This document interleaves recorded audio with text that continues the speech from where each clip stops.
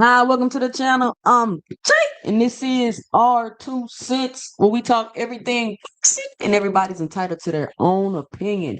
I want to welcome everybody to the Sunday review show. Y'all know how it go on Sundays. We run down the schedules. We run down the recap of the fights for the weekend.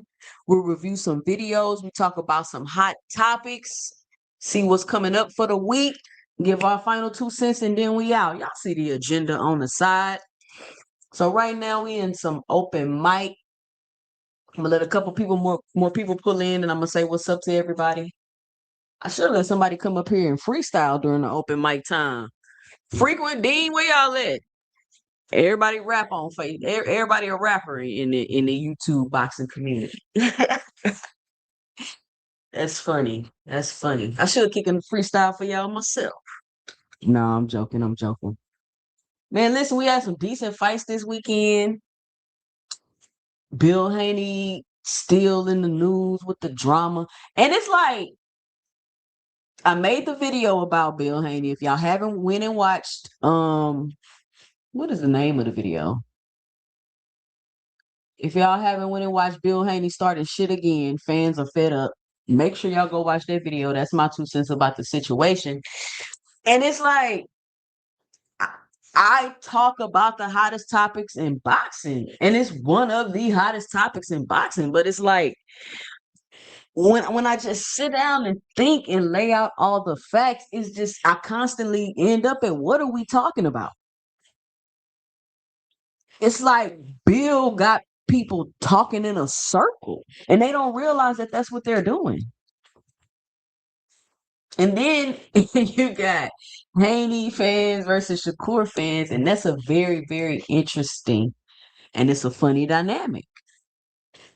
Because I heard somebody say today, listen, I heard somebody say today, and y'all not gonna believe what they says. Hold on, somebody just send me a cash app. Let me get this cash app real quick. Y'all are not gonna believe what somebody said today. And you know what? I'm not tripping. I'm not about to call nobody names or act no kind of way. Cause it's like when I say things, I'm not saying it in like an arrogant way, like I don't care what you think. But like when I say things, and if you believe me, you have your own opinion, you believe I'm okay with that. I don't, you know what I'm saying? We can have a little friendly debate back and forth, but I'm okay with that. I'm not gonna cuss you out, yell and scream, not be your friend. Like you get like I don't get why it has to go to that. And I'm watching these people and I feel like I'm not a fan of nobody like that. And I know a lot of people gonna say, "Oh, you're a fan of Clarissa Shields like that," but I'm really not. The thing y'all don't understand that I'm doing with Clarissa Shields is I'm never excusing behavior, saying what she doing is right. I'm never doing none of that. I'm pointing out how crazy the amount of attention she gets for what she's doing. And I'm trying to point out that that shit is a media campaign. It's a campaign. That's what I'm trying to point out. It's a campaign. If you paid attention to every fighter like that and reported on every aspect, you get what I'm saying? But anyway, I ain't trying to get into that. So shout out to Kadir with the $20 in the super chat. He says this for support. To Kadir with the $20 in the super chat, hitting the support to the channel early. And I like Kadir. Like he's one of my favorite panelists right now.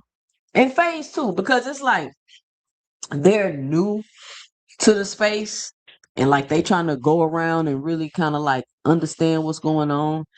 And they're very like logical, even though Phase is a little bit more emotional. And he's on the opposite side. Like he's Haney all the way, you know what I'm saying? But they're actually trying to put things together and learn what's going on, which is what a lot of fans refuse to do.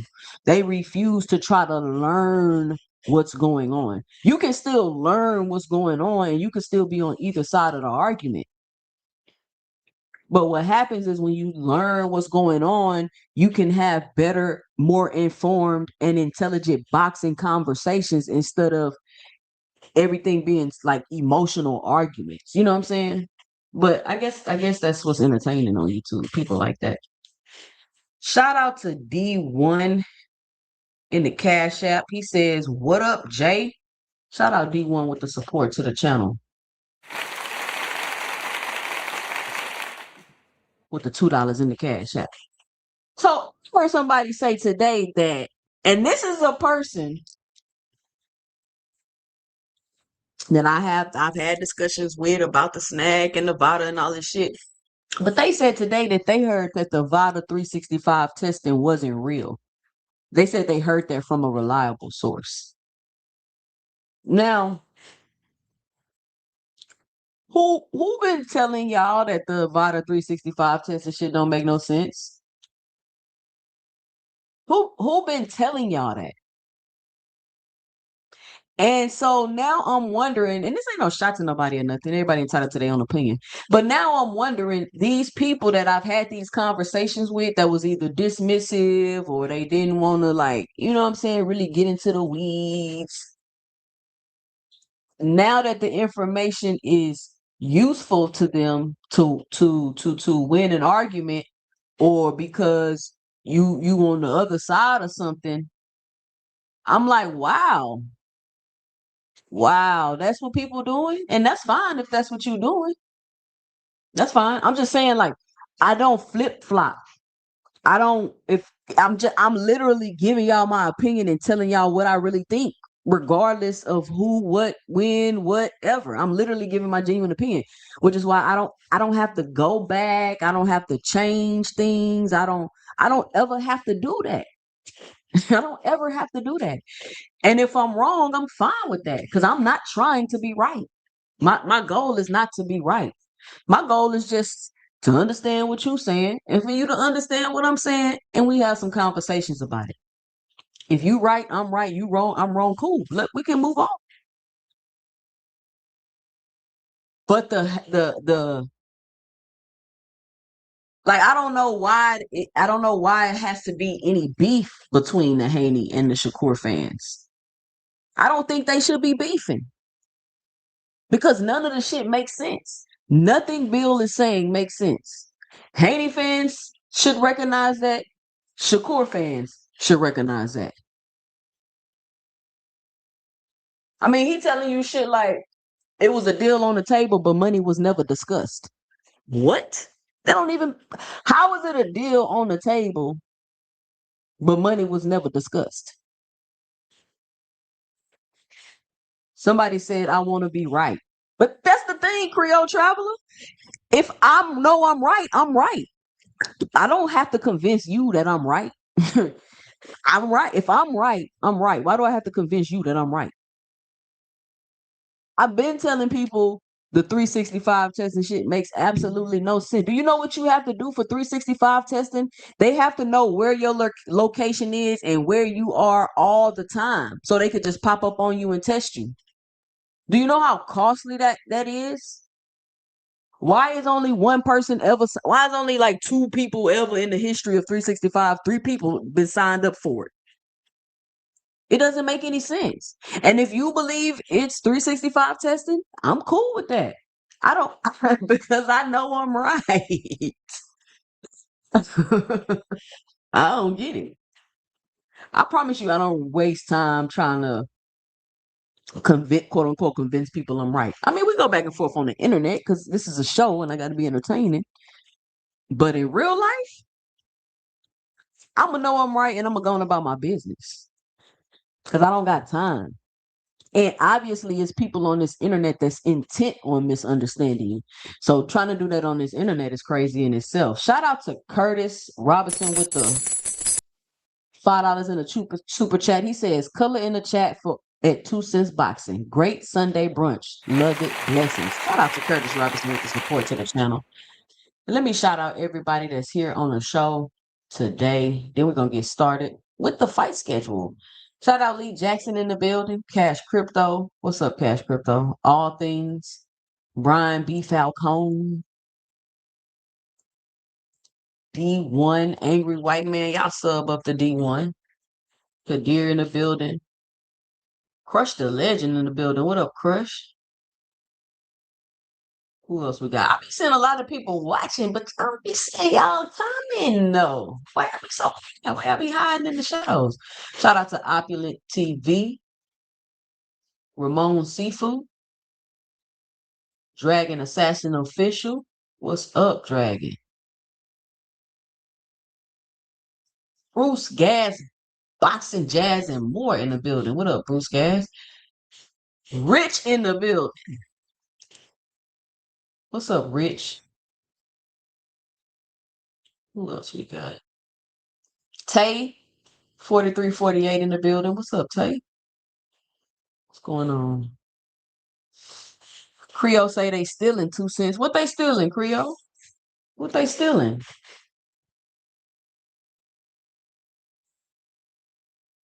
So that's enough of that. Open mic. I got enough time for everybody to pull up in here. Let's get started with the fight schedule because I want to open up the panel so we can chit chat about this weekend.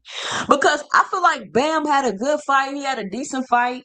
Um, But then it's like everybody like, is he ready for anyway? Is he ready for anyway? Like, what are y'all talking about? Y'all got to stop seeing people in good matchups and like competitive fights with things they have to adjust to and figure out. And then now all of a sudden you like, oh, well, they're good as I think they are. Like, come on, man. Everybody is not. Y'all, we just got to stop that. We just got to stop that. So Hold on. Here we go. Fight schedules. Now, for the upcoming fight schedule, this is what we got.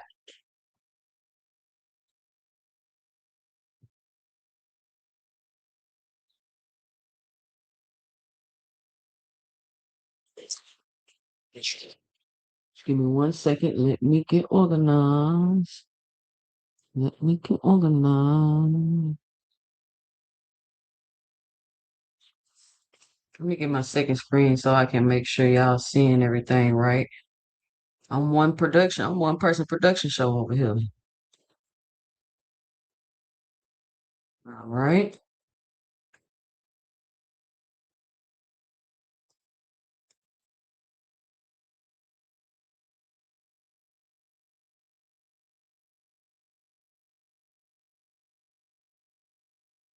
All right.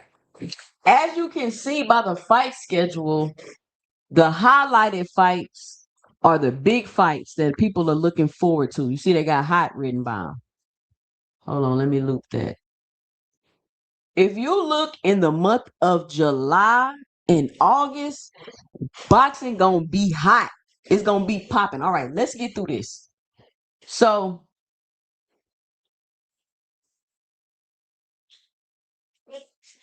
you got Ashton Style versus Joseph Diaz. This is a crossroads fight for Joseph Diaz, while Ashton Style has a chance to prove he's ready to mix it up with the elite at junior welterweight. Then we got Kaya Gomez,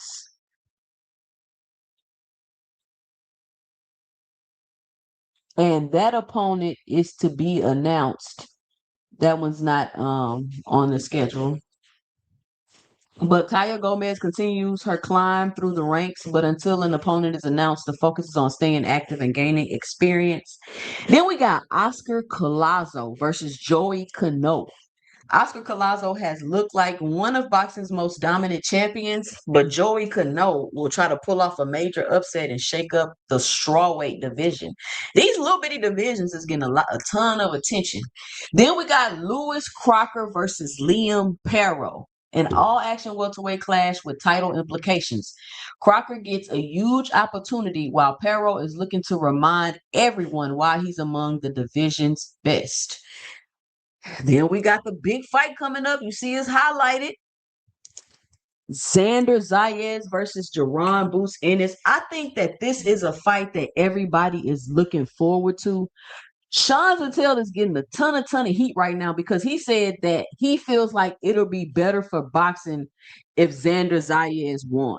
And he explained why he feels like that, and he's entitled to his own opinion. Um, I don't know. I've already talked about this. I can't say what would be better, quote unquote, better for boxing. I don't think it'll be quote unquote better for boxing if either one of them won. It's not like if Xander Zayas wins, it's like, oh, it's gonna change boxing like on some Floyd Mayweather shit. You know what I'm saying? And I think that might be what a lot of people are disagreeing with, because that's it. That's definitely what I disagree with that shit. Um, but that's a fascinating matchup between two undefeated stars. If it lines up to the hype, it could be one of the biggest fights of the year. It's a lot of hype behind this fight, but I think it's a lot of people not being honest and realistic in their assessments. That's what I think is going on. Um,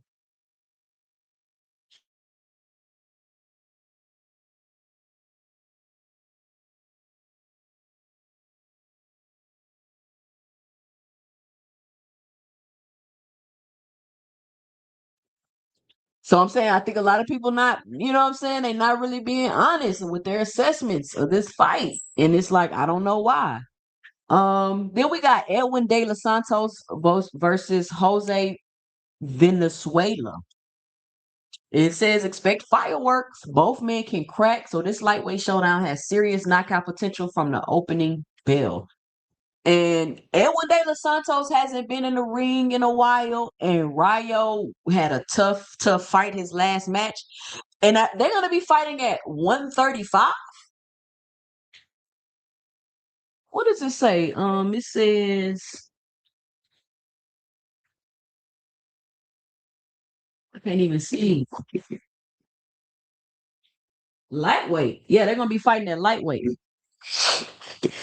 So they're gonna be fighting at lightweight. We're gonna see how that fight looks. And Edwin De Los Santos is coming off an extremely long layoff to be hopping in the ring with Rayo. I guess he don't feel like he need no tune-up or nothing. I don't know, but we'll have to see. And then we got Abdullah Mason versus Joe Cordina on July 4th. The first fight that they're going to have on TNT. So this is a big moment for boxing. This is a big moment. We got boxing back on network television. Then we got Abdullah Mason being the one to premiere that and come out and showcase his skills on TNT on the 4th of July. Mason gets his biggest test yet against the experienced Joe Cordina. A win would instantly elevate his standing in the lightweight division. And there were a lot of people that I heard they were trying to compare Shakur Stevenson fighting Joe Cordina versus Abdullah Mason fighting Joe Cordina. And everybody was like, oh, well, why everybody saying Joe Cordina is a good fight for Abdullah Mason, but it wasn't a good fight for Shakur Stevenson? And my question is Shakur Stevenson and Abdullah Mason on the same level?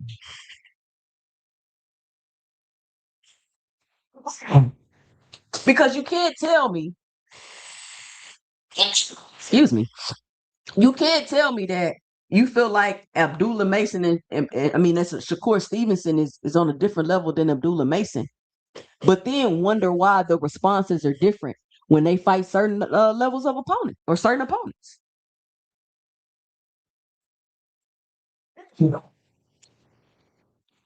Which I mean, if Shakur Stevenson would have fought Joe Cordina, cool. I don't think that him fighting Joe Cordina was the issue. I think it was the circumstances of you fighting Joe Cordina off a knockout loss and then pulling him up to 135. But that was back when pulling somebody up in weight was a big deal. Y'all remember that? I keep sneezing. Baby, ever since you turned that fan on, keep sneezing. I might need the dust in here. But that's back when pulling somebody up in weight was a big deal. So I'm looking forward to the July 4th fight with Abdullah Mason. That definitely will be a fight party. That definitely will be a fight party.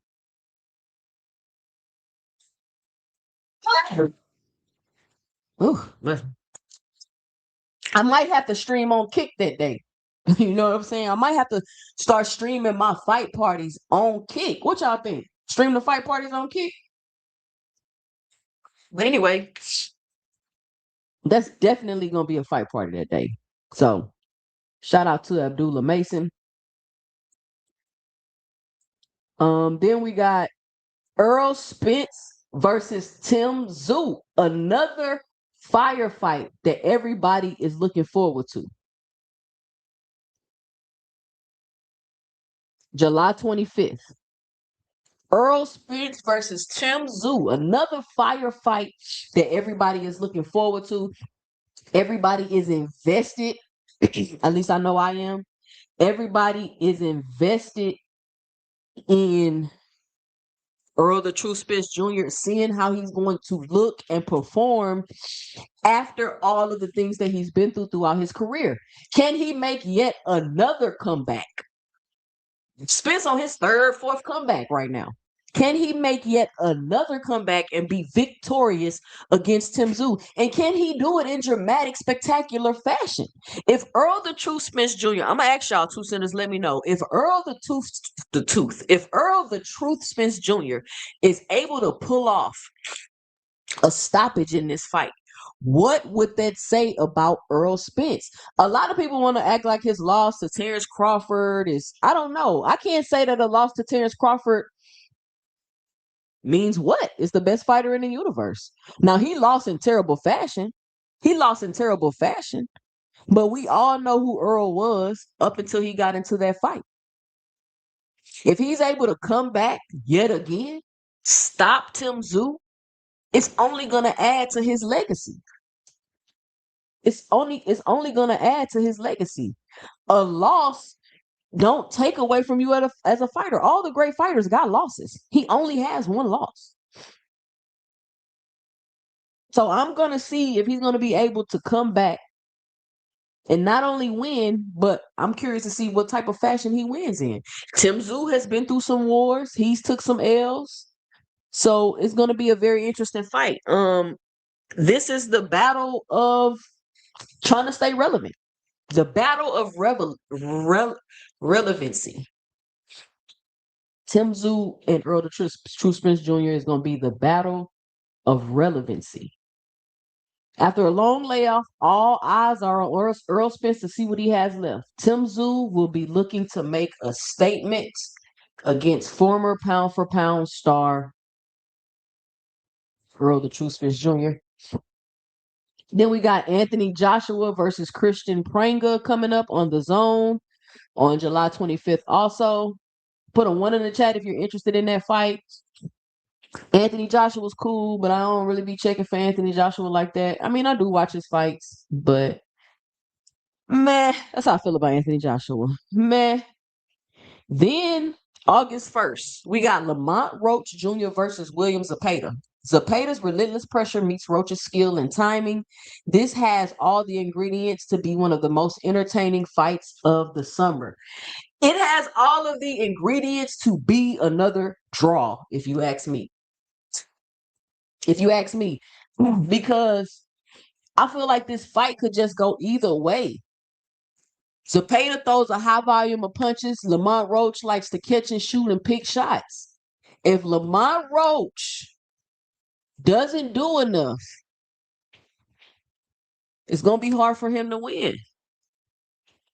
And if William Zepeda is able to be slowed down because Lamont Roach is punching in between his shots, catching and shooting, and he's getting countered, it's going to be hard for him to win.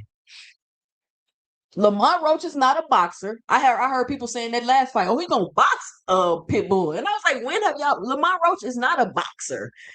He's a catch and shoot inside fighter, in the pocket fighter. He's not no doggone boxer.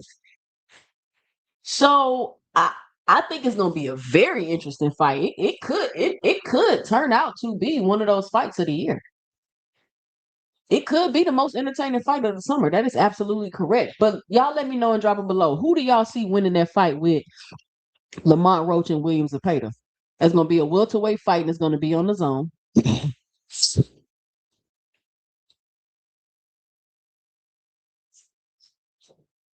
will say Lamont going to go in and try to get the kill. Fight Zepeda's fight back in for another draw. Man, I'm telling you, Lamont gotta do more. He gotta do more because Zepeda gonna be throwing a lot of punches. Telling y'all, Lamont gonna have to do more. Then we got Shanika Johnson versus Dina Thurslin. It's undisputed championships are on the line, and both women have plenty to prove. Don't be surprised if this turns into a high-level chess match. So y'all put a pin in there. We're gonna make sure we check out Shanika Johnson versus Dina Thurslin. Then we got Michaela Mayer versus Chantel Cameron. These are two elite champions about to collide in a fight that could define the junior middleweight division. Expect a technical battle with championship intensity. From my understanding, Michaela Mayer and Chantel Cameron already have a history. So this should be a very interesting fight. Then we got Caroline Dubois versus Amelia Moore. Caroline Dubois continues her march towards superstardom, but Amelia Moore has a chance to spoil the party and pull off a career-changing upset. So August 8th, we got Shanika Johnson. August 29th, we got Michaela Mayer and Chantel Cameron. And Caroline Dubois and Amelia Moore. Look at all that pink from July 25th to August 29th. It's going to be going down every weekend in July and August. You know it's going to be fight, party, fight, party, fight, party. Let's go.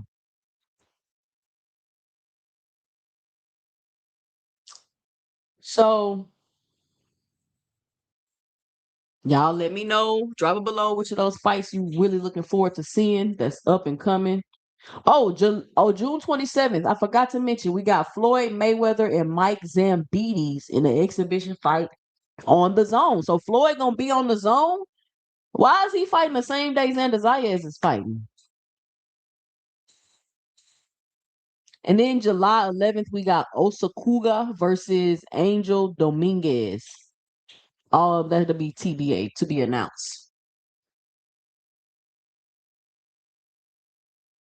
Uh, don't forget Pacheco fight with Bell and Cruz co-main. Yeah, we gotta cover the card. I'm gonna cover the cards. This is just I'll cover the cards as it gets closer, but this is just a rundown for the upcoming fights with the main events. But I'm definitely gonna cover the cards. So, what's y'all now? Which one of these fights y'all looking forward to? What's your 2 cents? Let me know and drop it below. Let me know and drop it below. Y'all could screenshot that if y'all want to be able to keep up with the schedule. Just go and screenshot it. You can have it in your pocket because I want the 2 centers to be informed as they walking around. I don't want nobody to be able to mislead y'all. Now we are in at the fight recap portion of the agenda, so let's keep it moving. Let's talk about the fight results from the weekend.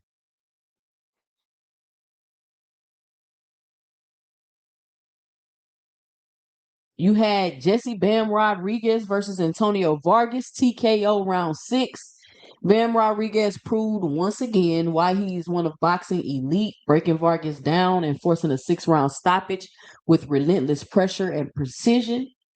We had Arturo Cardenas versus Jordan Martinez. They was in there scrapping. But it looked like Martinez kind of faded out towards the end. He was doing a lot of moving, but he wasn't really throwing a lot of punches. That was a unanimous decision, 10th round. Cardenas controlled the fight from start to finish, earning a clear unanimous decision and continuing to build momentum. Well, Cardenas controlled the fight, but it was a good fight. Then we had Elif Nur versus Tumen and Gabriela Tellez with the unanimous decision. It was a 10-round fight. And I thought it was a good fight. I thought it was a back and forth fight. I thought Tellez was gonna be able to pull it off, honestly. And I guess Tellez thought she was gonna be able to pull it off too, because she was devastated when they announced the winner. She was in tears. I'm talking about heartbroken. And the girl was just throwing hook after hook after hook after hook. I mean, her style was crazy. Turin boxed a disciplined fight and swept the scorecards, showing patience and consistency over 10 rounds. I mean, she timed Tellez every time she tried to come in with that hook, but I felt like Tellez was getting some more jabs off. And even though she was getting hit when she was coming in, she was getting some shots off when she got in, and she was getting out and she was moving around. But I don't know if because her hand kept coming forward. I don't know. I just felt like a unanimous decision was wild. Did y'all see that fight? I heard the fight might be off again now. What fight? Ill Will. Dondrick in the building. What's going on? Cash Crypto, what up? Ill Will, what's up? I'm trying to work on saying what's up to everybody when they come in. Big Supreme. What up, Big Supreme? I ain't seen you in a minute. Who else? I think I said what's up to everybody that came in.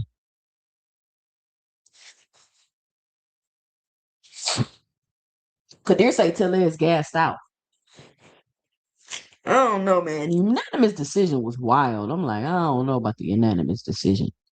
Eliza Montana Perez defeated Adrian Rodriguez with a second round knockout. Perez wasted no time scoring an emphatic second round knockout and making one of the night's loudest statements. So those are the results from the card that was on the zone. You had Now we're going to talk about the MVP card. The MVP card is cool, right? My only issue I have with the MVP is that though the ring is way too small. The ring is way too small. I mean, why is the ring 16 by 16? That is crazy to me. In my opinion, when the ring is that small, it takes a lot away from the fight. It takes a lot away from the fight because you can't really just move and do what you need to do. If people like the quote unquote sweet science and boxing and pure boxing, you're not getting no sweet science in those damn 16 by 16 rings. You take two steps back, you at the other side of the ring. That's my only issue. I don't like the 16 by 16 ring. That's one of my biggest like, why are y'all doing that? So the MVP Women's Showcase card, O'Shea Jones versus Elia Carranza 2, which was a split draw.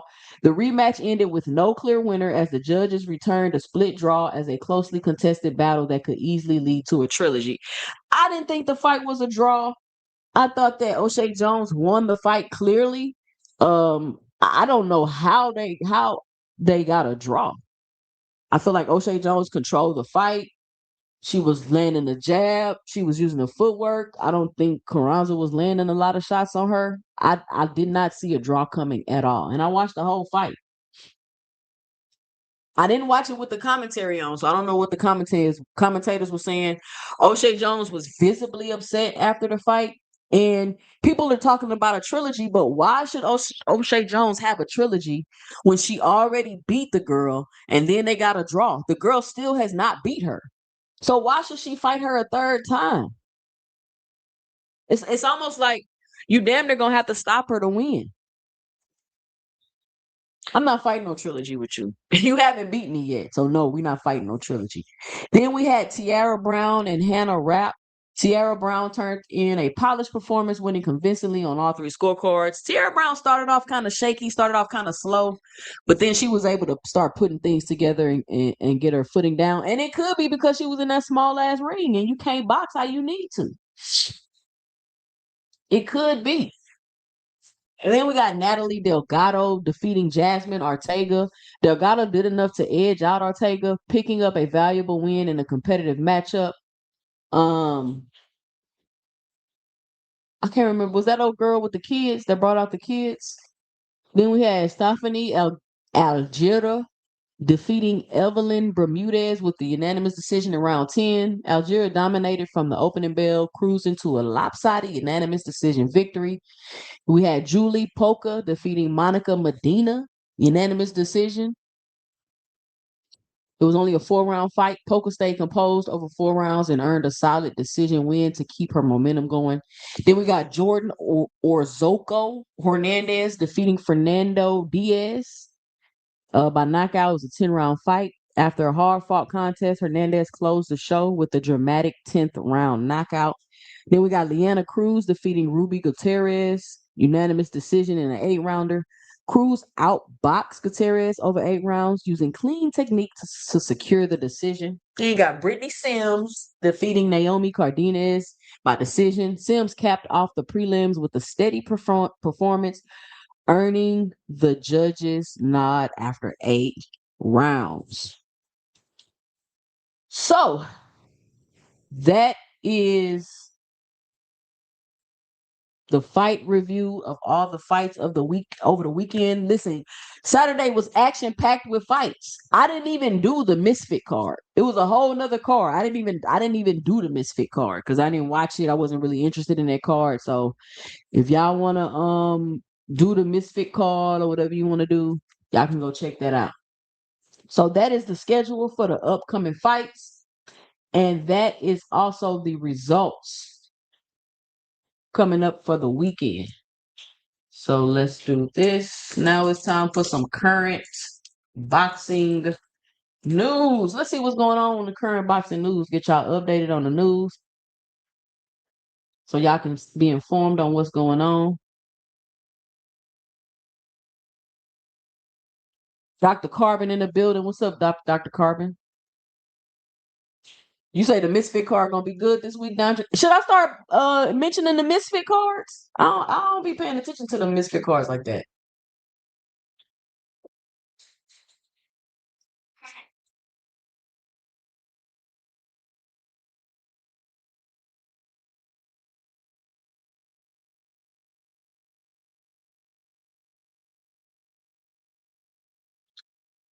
All right, let's see the top headlines. Bam Rodriguez eyes the Inoways. He wants to go fight both of them. He wants to go fight the Inoways. He don't want to go just fight Inoue. He want to go fight the brothers. He want to fight both of them. Following his devastating 6-round knockout of Antonio Vargas to claim the WBA bantamweight title, Jesse Bam Rodriguez stated his ultimate goal is a super fight with Naoya Inoue. Promoters are mapping out a path for him to potentially face Takuma Inoue first in a perfect storyline buildup. What is y'all 2 cents about that? Jesse Bam Rodriguez going to fight the Inoues, both of them. What would that do to Bam Rodriguez's legacy if he beats both of them? And then he's talking about retiring. So he's gonna beat both of them and then retire.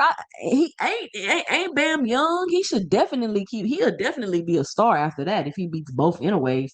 But what does that do for his legacy? What does that do for him as a fighter if he can beat both of the Inoues?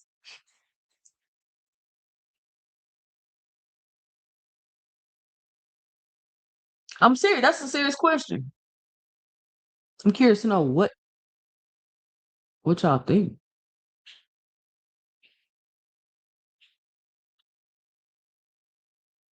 Hold on, y'all. Hold on.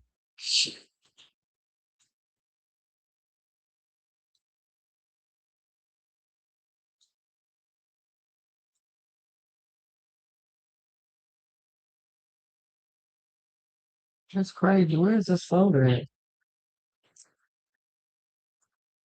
Here we go.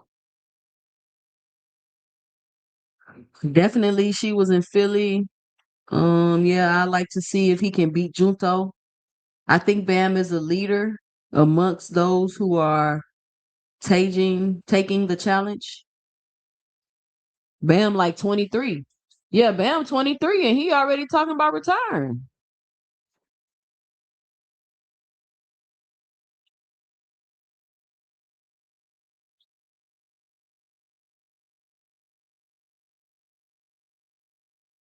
Hold on, y'all. It's coming. It's coming.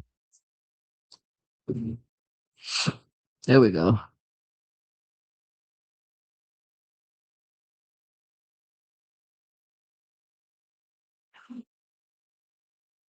Uh,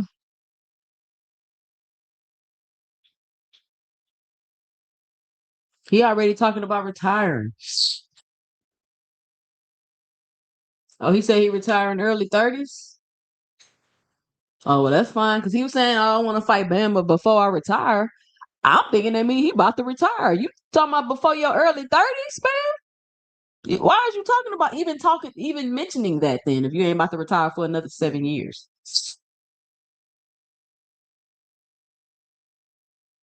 Mayor versus Cameron unification locked in. Most valuable promotions officially announced that Michaela Mayer and Chantel Cameron will square off in a highly anticipated unified junior middleweight world title showdown at MVPW 6 on August 29th in Birmingham, UK. Controversy for O'Shea Jones following her contentious split draw against Ayla Carranza this weekend. An incredibly vexed O'Shea Jones has publicly demanded an immediate review of the scoring to clear the air surrounding her IBF crown. So she's demanding that they go take a double look at that because it just don't seem right, and I don't blame her for that. Hearn fires back at Dana White. Now, y'all know I have been following the Eddie Hearn Dana White back and forth. I think it's interesting and very entertaining. But promoter Eddie Hearn publicly ripped UFC president Dana White, calling his claims regarding the logistics of Anthony Joshua versus Tyson Fury crossover bout clueless. I mean, Eddie Hearn just keeps saying that Dana White don't know what the hell he's talking about, and Dana White is just out here acting like he's just above the law and he can do whatever he wants. He could do whatever he wants. Zuffa Boxing debuts detailed rumors of Dana White boxing promotions gaining steam have materialized. As Edward Berlanga and Richard Hitchison are officially scheduled to make their Zuffa Boxing debuts on July 26th. Was that on the schedule? Let me see if I had that on the schedule. I don't think the Zuffa events be coming up. July 26th.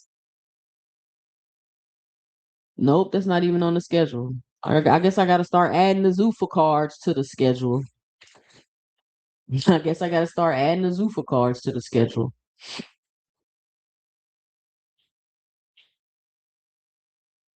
Andy Cruz landing title eliminator. Matchroom Boxing revealed that lightweight standout Andy Cruz will face Albert Bell in a high-stakes IBF title eliminator on July 18th, co-headlining alongside Diego Pacheco's return. Now, I don't know who this is. I kept hearing somebody talking about Albert Bell, and now it looks like he's about to get his shot at the IBF against Andy Cruz. So that's going to take place July 18th on the Diego Pacheco card. This is what Ill Will was talking about earlier. So we're going to see how this fight goes down. We're going to talk about it more as it gets closer. Let's see if we got any more news.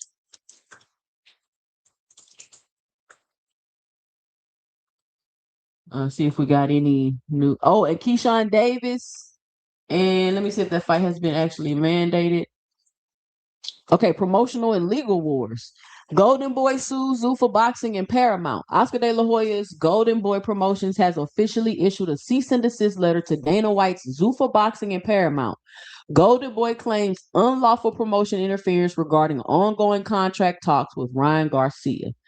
Boxer slams Dana White. Ben Shalom, head of the UK-based promotional outfit Boxer, publicly accused Zuffa Boxing of scandalous conduct in a worsening contract dispute over co-promotional rights for several top-tier fighters. Joshua Fury contract clause revealed. Eddie Hearn confirmed that the official bout contract for the highly anticipated Anthony Joshua versus Tyson Fury clash states the venue must be located in the United Kingdom, shutting down rumors of a Saudi Arabia relocation.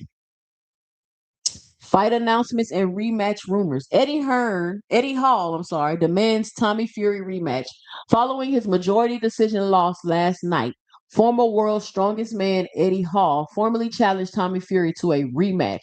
Hall wants the second bout under MMA rules or in a specialized cage. Man, that's a big dude. Tripping. Jai Opetaia maps out undisputed path. Here we go. Here we go with Jai Opetaia and this undisputed talking. What is he talking about? What is he talking about? I think I got a video of Jai Opetaia talking about this we was going to review today. I got to make sure I got it. I got to find it. Why does Jai Opetaia keep talking about undisputed? You just got stripped. You're with Zuffa. You're not fighting for no undisputed. Why does he keep doing this? Is he lying to us or is he lying to himself? Because I know what's up. Cruiserweight King Jai Opetaia announced that his team has officially finalized a multi-fight strategy with Saudi organizers to collect every major belt and crown an undisputed cruiserweight champion by the end of December 2026. Where does he say this at? What does he say? I want to find a video where he says that. Hopefully, it's the one I found. Wilder versus Chisora rematch murmurs. Do y'all want to see Wilder Chisora rematch? Yes or no? Put a one in the chat. The referees was cheating like hell in that fight.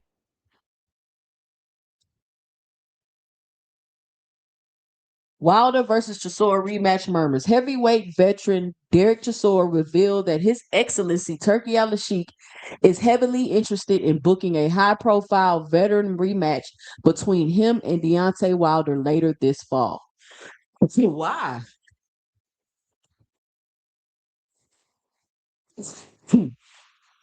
Let's see what it says about a breakdown of Jai Opetaia. Anyway, okay, so that is the boxing news, ladies and gentlemen. You are now updated on the upcoming fights. We recapped the fights for this weekend. We just went through all the boxing news. I'm going to drop the link because we're about to do these video reviews, and I want y'all to come up here and review them with me. I'm getting better at the Sunday Review Show. We got all of that done in less than an hour, y'all. Shout out to me. We got it all done in less than an hour.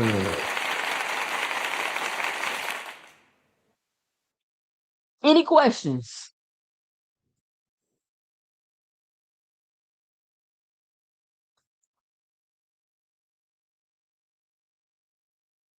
See what y'all saying in the chat. Wilder not in on that elite level anymore, so I'm not mad at it. I'd rather see Francis Ngannou versus Wilder. I don't know about if you're not on the elite level. He's not competing at an elite level, I would say. That's what I would say. The ref gave Wilder 2 knockdowns.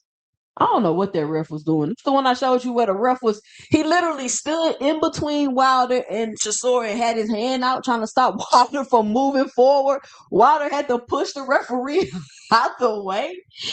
It's the most egregious thing I ever seen in my life. Don't be surprised if you see Inoue get Bam with that stab jab.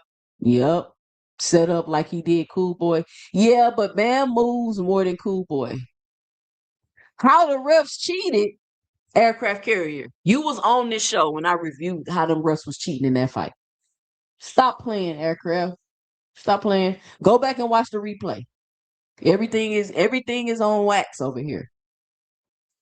Everything is on wax. Go back and watch the replay. Link is pinned.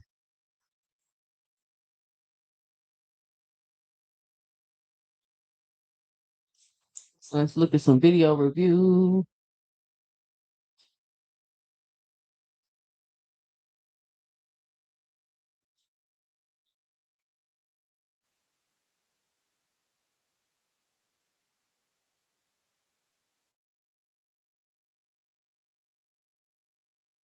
I found this interesting. Hold on, let me click it.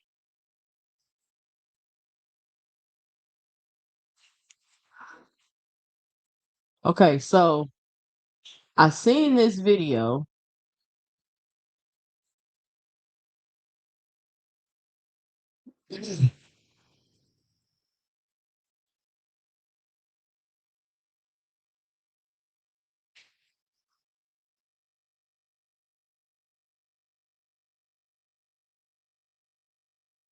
I seen this interview video.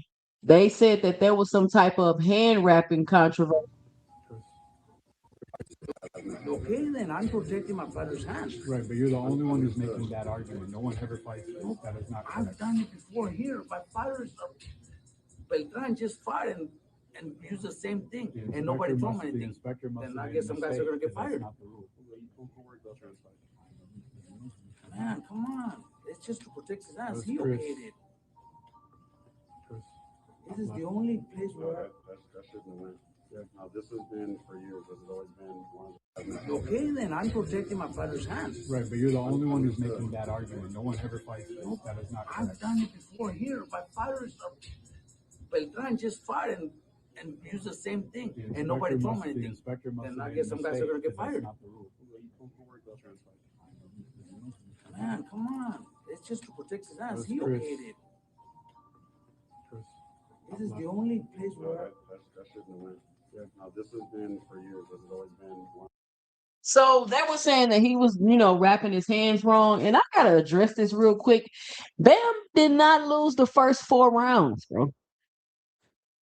He didn't lose the first four. What aircraft carrier? Can you explain to me why you think he lost the first 4 rounds? He lost them all.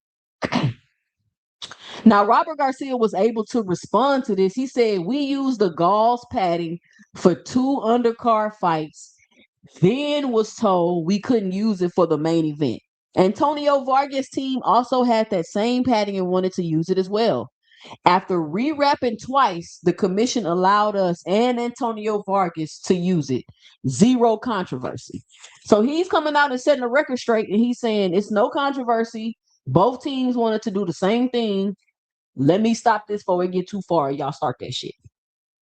Now, what I did was I read the comments, and it says, This is how Broner lost, and they tried it with Floyd, but he caught them with the gloves.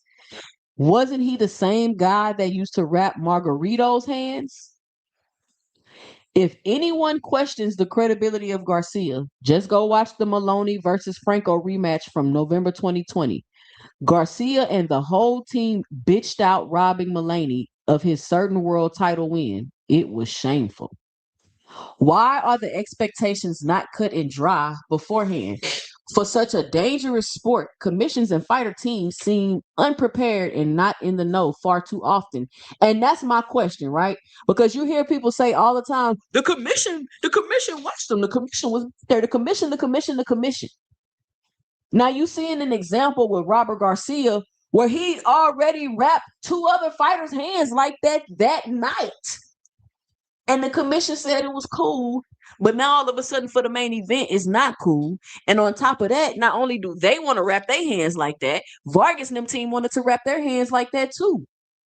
So is it against the rules or not? Because according to Robert Garcia, they ended up fighting with their hands wrapped like that anyway. And I'm only saying all of this to say, don't tell me about no commission and watching hand wraps and all of that other stuff. Because as you can see, the shit varies. Because the guy that was there, Robert Garcia said, he let me do this. But it was another guy that came and was like, no, you can't do it.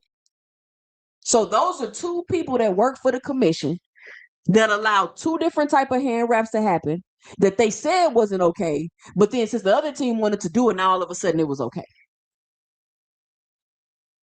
That's the only thing I just want to. So when we have these conversations about gloves being loaded, or this could be happening, or that could be happening, please stop referring to a commission that's not reliable and or credible, really, when it comes to those situations.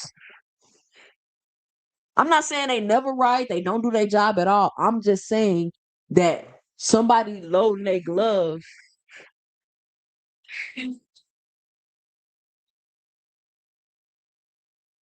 is not beyond the realm of possibility. Stop talking to me when I bring that up like I'm just making something up and it ain't no way it could be possible. That's all I wanted to point out. Somebody say he's been cheating for years and we all know it, or fight fans should anyway. He got caught this time though. Some people saying are accusing Robert Garcia of being a cheater with those raps. Have anybody in the chat ever heard that? This is what Twitter is saying. I'm not saying this. Gauze on the skin before tape. Why can't the U.S. just nationalize the same exact rap method for every state commission? Somebody said, "What's the issue? Was he stacking the hand wraps?"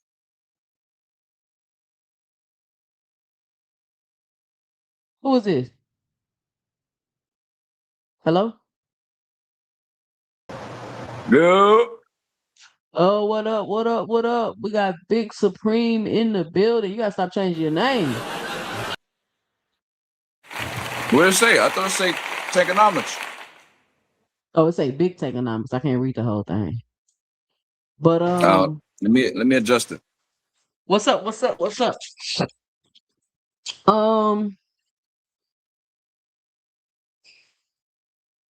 Okay, so that's what Twitter had to say about it, but it looks like it all got worked out at the end, and they were able to clear it up.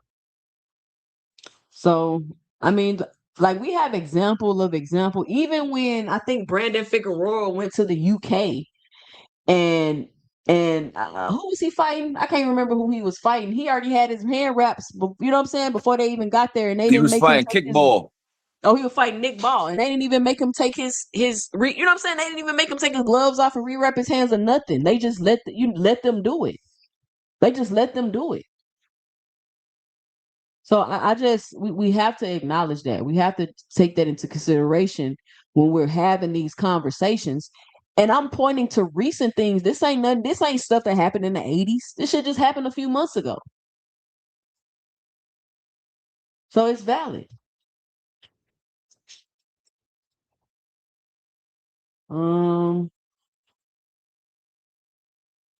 Here we go. This is the video I told y'all I seen with Ja Opataya.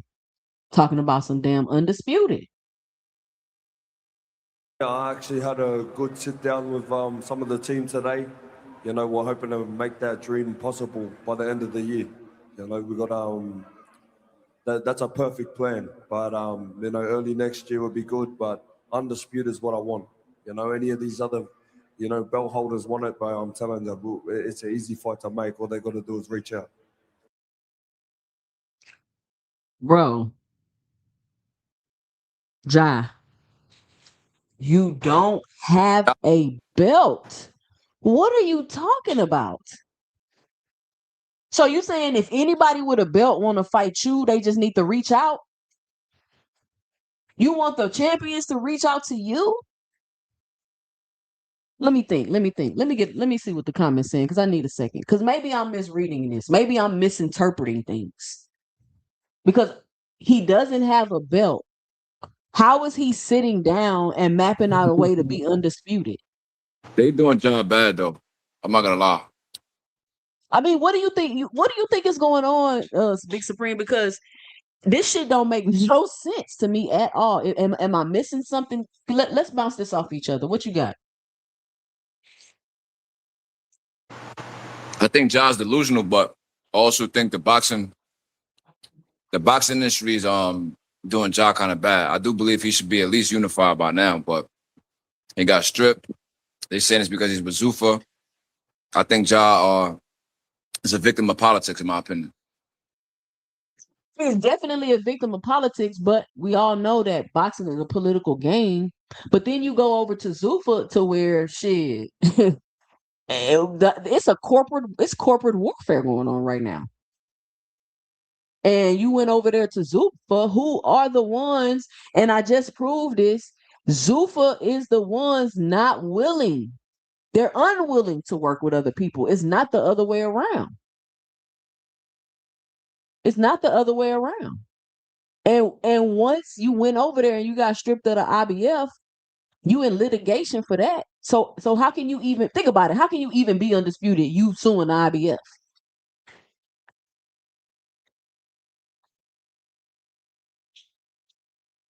It just don't make no sense.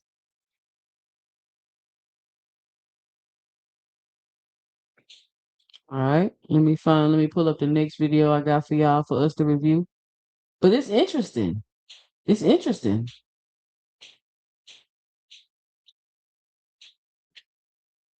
And you know, I heard the Zone talking about and showing a lot of Tank footage last night. What do y'all think is up with that? I'm hearing rumors that Tank, I'm hearing rumors that PBC might be teaming up with the Zone. What do you think about that, Big Supreme? Because I'm like, damn, why is the Zone showing footage of Tank working out? Why are they talking about the Tank Floyd Schofield fight? Let's check this out.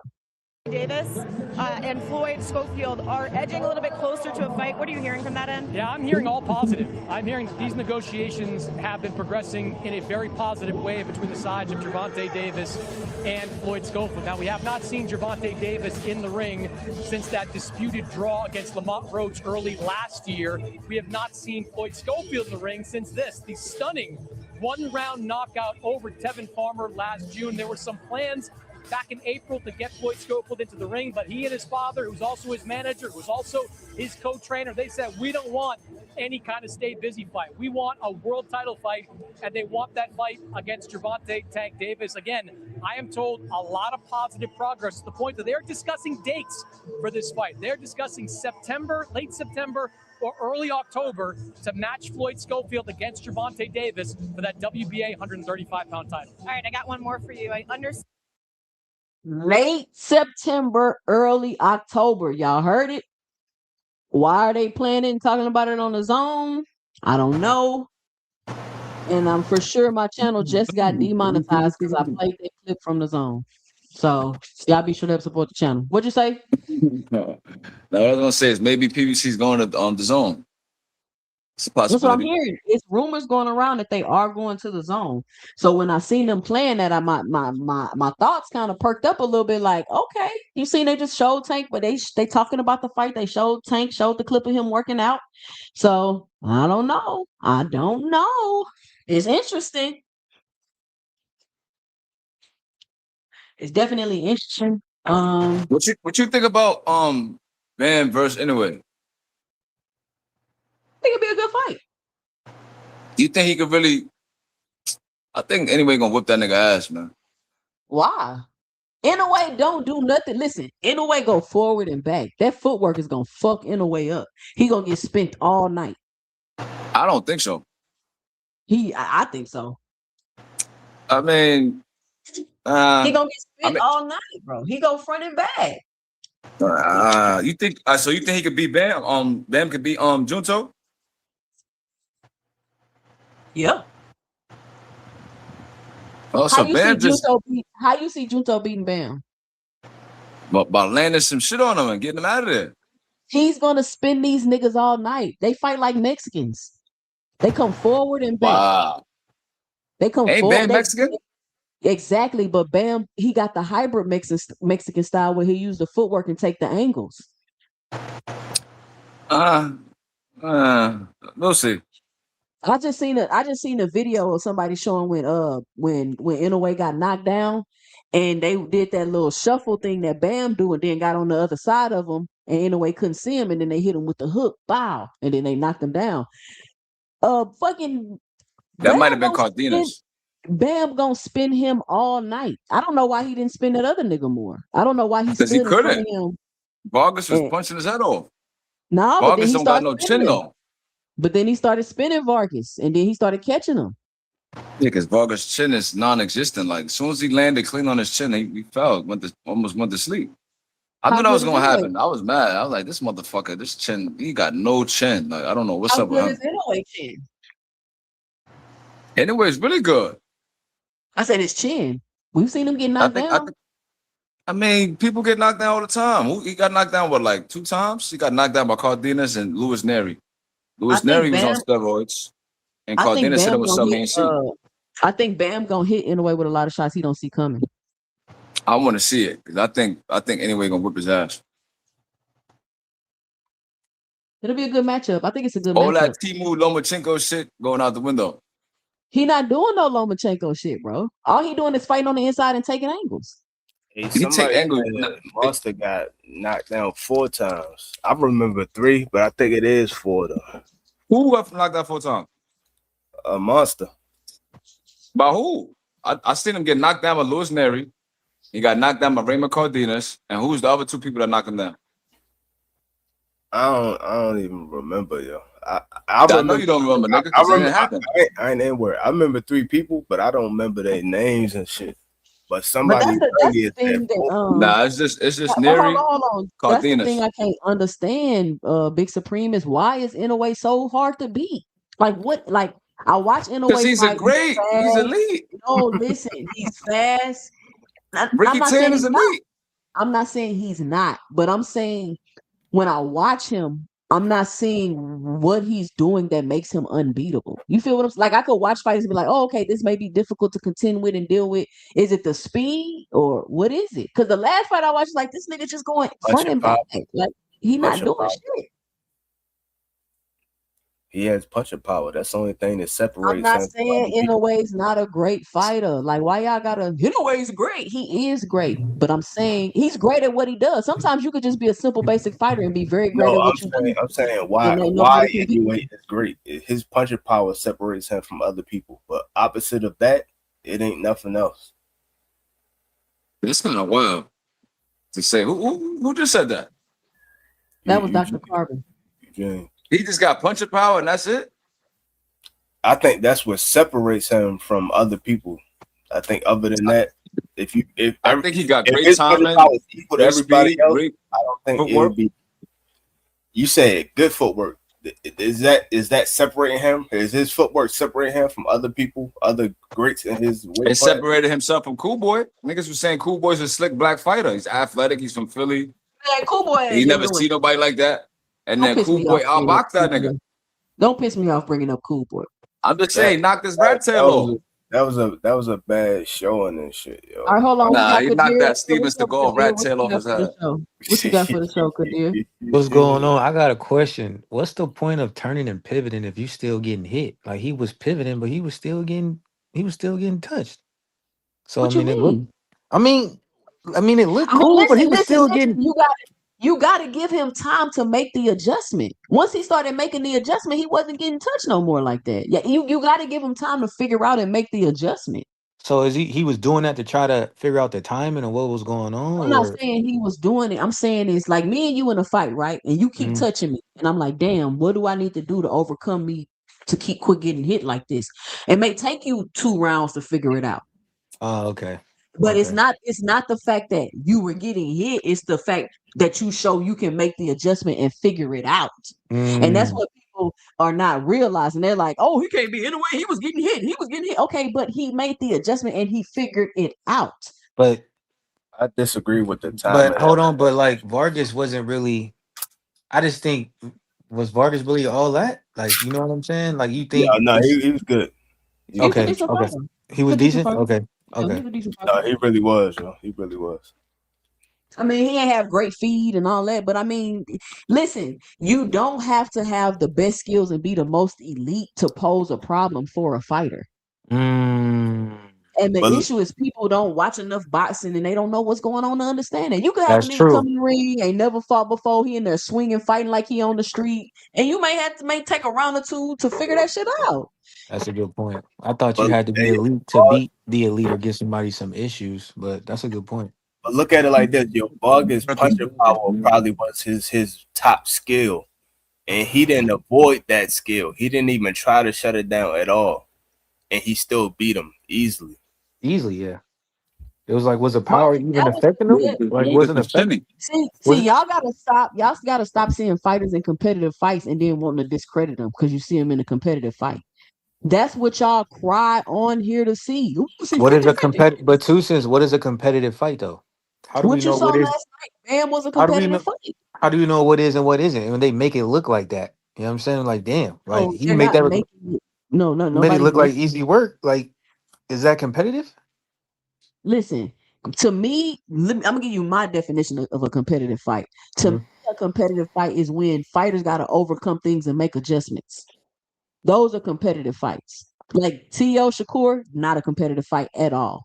There was nothing adjustment that Shakur really had to make. It was not it just wasn't a competitive fight. Mhm. But the fight we saw last night, like you said, he was getting pieced up, he was getting hit, but he overcame all that and he still won. That's a competitive fight. Mm. Okay. So when people say, "Oh, you ain't fought nobody," to me that just means, okay, we've never really seen you in a lot of competitive fights where you just had to overcome some things in order to be able to win.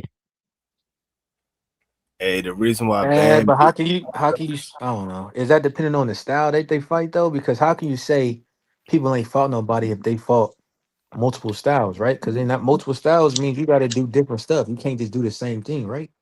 So Yeah. Multiple styles is good too. Fighting different multiple styles is cool too.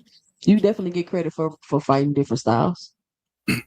and the reason why Bam beat Monster is he got a different kind of dog in him. Like anyway, his dog ain't never been, super tested. Like he got knocked down, but he got back up and he pretty much did the same shit and it worked. With Bam got a certain level of dog. Like, to be honest, Tank got that level of dog, but you never seen it. You never had to see him do it. Boots got that level of dog in him, but you never seen that either. But people who sparred with him or in the gym, they know what they're talking about. Like, he real competitive in everything, not just boxing, everything. And certain people had that kind of meanness where if you bite them, they want to take your head off. You said anyway don't got no dog? I was about to say that. How you got all them title defenses and not have no dog? Anyway don't got no dog. Every person that knocked anyway down got knocked out within the next round. That's what I'm saying. I'm saying he went 12 rounds with a broken orbital bone. I'm comparing. I'm comparing it. I'm not saying he don't have no dog. I'm just making a comparison. Like he have a certain level to it. That level is, hey, I'm literally better than this motherfucker, yo. He ain't never really been tested. He just, I'm better than this motherfucker. And then what I'm saying is, when like the example you gave, he got knocked down though a couple times. He had the order bone shit. He never had to change his style. He never, but if you look at it, he didn't turn up either though. He stayed the same motherfucker. Wait, them other motherfuckers, they have other levels. They can go. You don't watch heavyweight fights, bro, because you talking some nonsense, bro. I'm not talking nonsense on some real shit. I put it like, bro. Yo, put it in Dragon Ball Z. Yo, anyway, like Vegeta, Bam, like fucking Goku. This motherfucker can go to other levels that he can't reach. We'll see.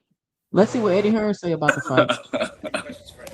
Hello everybody, we're just gonna, I'm gonna talk for 5 minutes, which is short for me, and then Bam's gonna join us, try and get these fighters quickly to you, rather than make you wait for a couple of hours. Thank you. Well, firstly, I wanted to ask, on Thursday, you made it known that this fight has the potential to be a card of the year contender. And after tonight, I believe there were only 2 decisions on the entire card, and those decisions were barn burners as well. So can you reflect on the night and the finishes, and as I said, the wars that took place tonight, and of course, the crowd that really brought it? Yeah, like you said, like even the 4 fights that we called before the belt were really well matched, and I think that's something we really pride ourselves on. At the end of the day, I guess I'm paying for the show. We hope that it makes money. But if I'm paying for it, I want to watch good fights. I don't want to sit there and watch one-sided fights. And I think when you're looking at the development of the fighter, those one-sided fights really are a waste of time as well. So even Ronnie Alvarez in the opening fight, and I'm watching this guy fighting 8 rounder, and it's a really, really tough fight. It's a really good learning fight. So 4 fights well matched. The 4 main fights on the card, fantastic. At the early stoppage, between the 2 local fighters, which was great. The female fight was brilliant to watch. Turhan is unorthodox, but just scary, and one of the biggest punchers in female boxing. I thought Gabriela Tellez was fantastic at 19 years of age. I thought it was a brilliant performance. And I thought she lost the last round to lose the fight, 96-94. I mean, each judge had it that way. I thought Cardina's boxed really well, so, and that was a really well matched fight, obviously, after the draw last time. And Bam, I've got to be honest with you, I thought Vargas was sensational through 4 rounds. I mean, I had it very, very close. I think I had the Vargas just edging the fight, and then Bam just went into second gear, and he's just so special. I mean, he's 26 years old. I think that's what people don't talk about enough. On that pound-for-pound list, all of those guys are at the back end of their career. Now, I know Nuno's got some years to go, but obviously Crawford's just departed, Alexander Usyk. No one other than Shakur, I think 29 now. Boots, I think he's a future potential pound-for-pound #1. He's 28 years of age. It's like 26 years old. The 2 cent. Can I say something real fast? His ability, which is a scary thing. Now, obviously, the anyway questions are coming, and I just want to know, is this 122 possibility just for anyway? If you wake up tomorrow and see anyway gone to 126, is Bam going to stay 118 long term? And then follow up to that, do you not see that as risky? We're essentially gambling on our future just in case just one guy says yes. Yes, good question. I mean, I think if we don't do it soon, we're probably going to miss the boat. I mean, when we talked about the Inoue fight a year ago, Bam was at 115 pounds. He'd just come up from 112. It looked like a bridge too far, a step too far. Being at 118 and being 1 division away makes it much more realistic, but that was his first fight there tonight. I think, I'm a little bit of a fantasist when it comes to matching fights. For me, My bad, y'all. I had stepped away. Can you talk about them? Let's see what else we got. Hold on. I was asking if I could say something like real fast, but you was already gone. Hey, right there, that would have been a perfect time. He don't know boxing like that, but that would have been a perfect time for Eddie to say, yo, she's strong and unorthodox. I would like to see her throwing more jabs or throwing more straight shots. And if he said on this kind of interview, they gonna fucking reporters gonna parrot what he say as well. That literally making her change her shit and start, adding to the bag. What you talking about, Carter? You talking about Tellez or what's the name? The Turkish the Turkish Wilder? Yeah, because she had bro, she was blocking punches with her face and still won. That's what I'm saying. He don't know boxing to know, hey, if I throw this little bug in there, it's gonna get her to a couple people to do that. PBC and Mayweather do that shit a lot of times. They be throwing little jabs and shit during the interviews, and that should be working.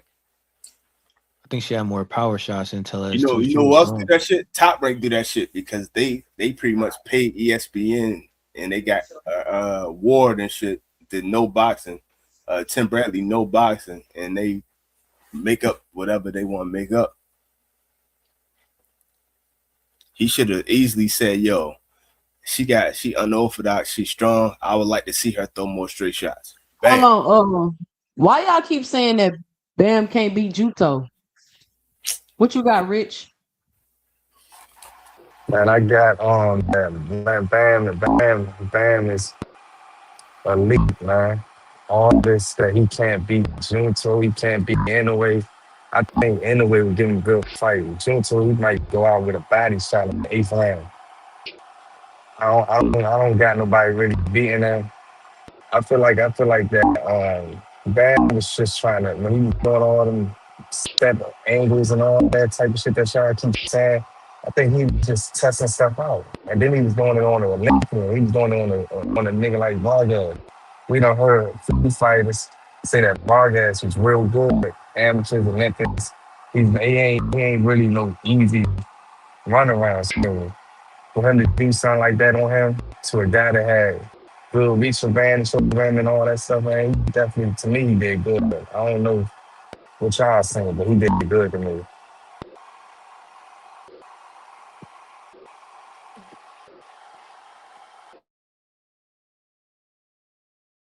Okay. Okay, hold on. Let me see. What you said, Rich? Say it again.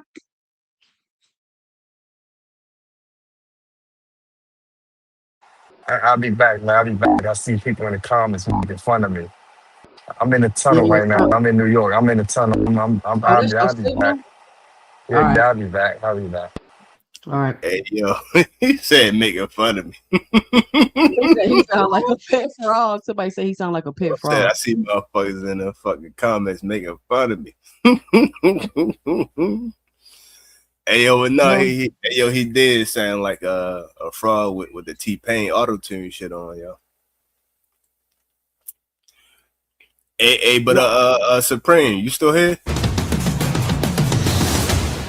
Oh yeah. If you were, who would you want? Who would you want to fight? Listen, the rematch is on the cards. Yeah. I think the rematch will be on the cards.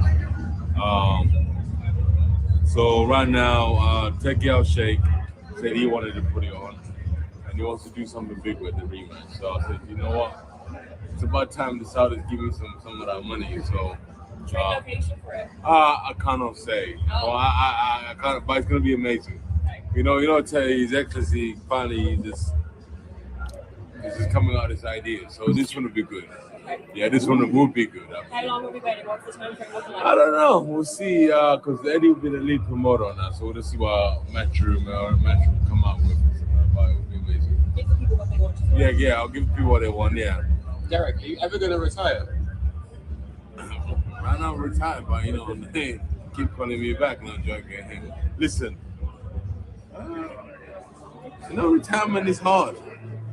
There's certain things we don't speak about in life, which is called retirement. People think when you retire, it's like you go home and you go. It's hard, even for the doctors, for nurses. The biggest job when you retire, you know what it is? Being a parent. Because I look at my kids, I raise my kids, I'm with them, I tidy up after them. And then one day, They're gone. Like, let's play a game right now. When the last you live with your mom? Yeah.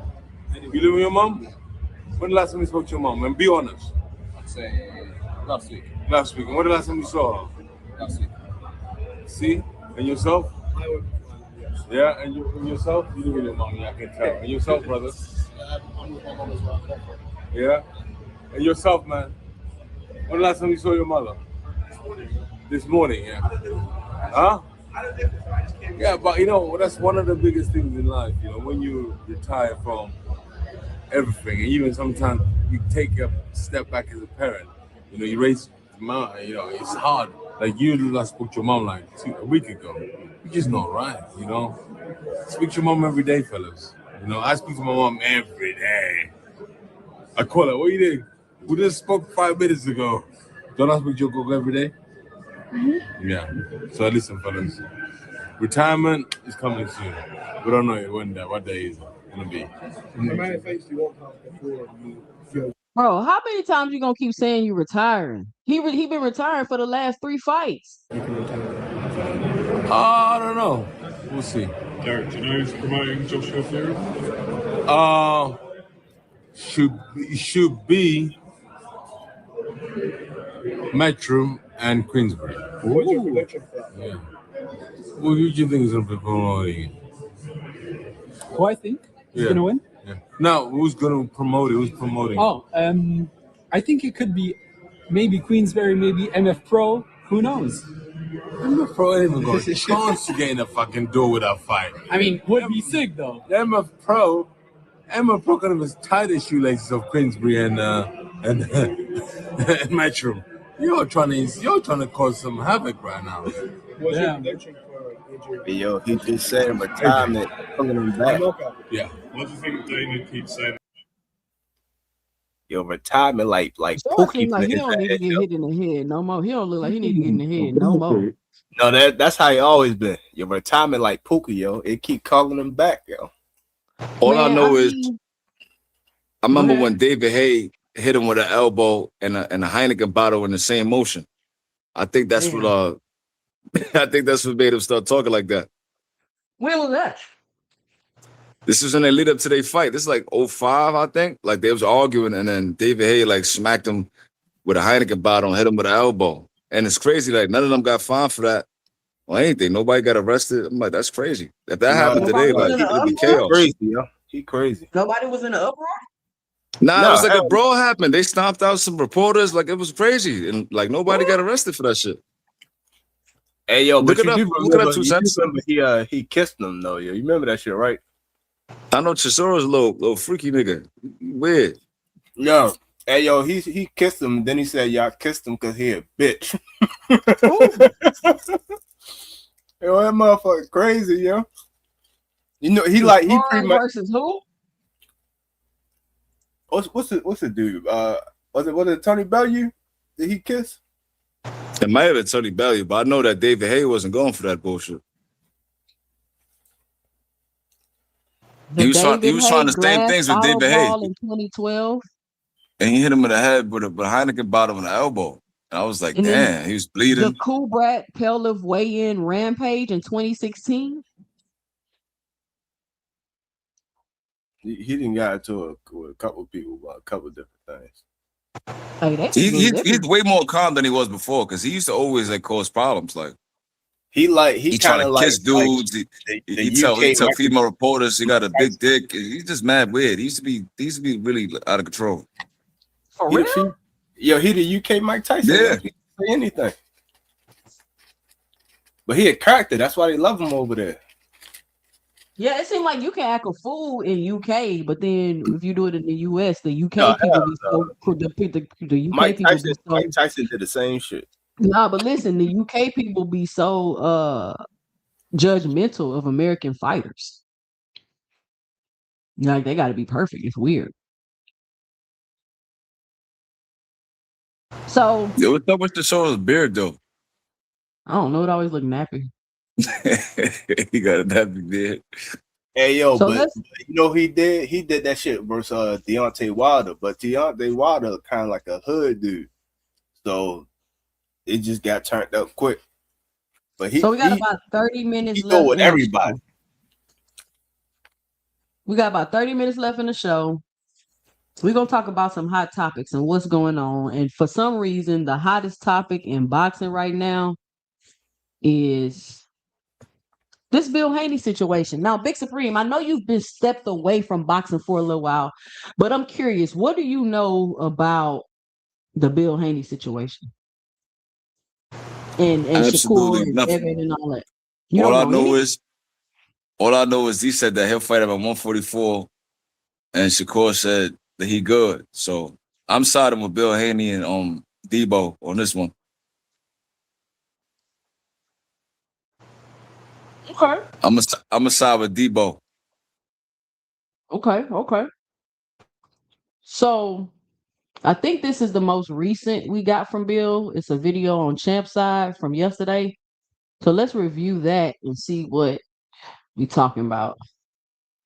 He not Debo until he fight Tank. Is a stall tactic. That the stalling don't make no difference because they think they stalling for the Keyshawn Davis shit, right? Instead of just saying that they can't fuck with Devin. Okay, so let me ask y'all a question. Why would they be why are you stalling for? Why is Shakur stalling for Keyshawn Davis shit when you said you're gonna fight Keyshawn? Oh, you already said you're gonna fight Keyshawn. That's why I don't even understand what we even talking about. So I'm gonna run it through with you, Big Supreme, because you don't really know what's going on. So maybe I could try to explain it to you, and you may have a different opinion at the end of this. But he said that they're stalling, trying to wait for the Keyshawn shit. You said you would fight Keyshawn. You would fight Keyshawn. You would fight the little brother. Then you would fight the big brother. So how is that stalling? You've already said you would do that. So that's the first thing. Let's keep it going. If he say that he can't fuck with him, then he can't fuck with him. But all that cap, all that extra cap and all that other shit about we ain't negotiating and all that. I told you then we was negotiating about the fight. And he signed to fight Dev. He just ain't signed the bout agreement. Why are they lying about not negotiating? Why do y'all think that? Now let's think this through, right? Let's critically think it through. Why do y'all think somebody would lie about not negotiating?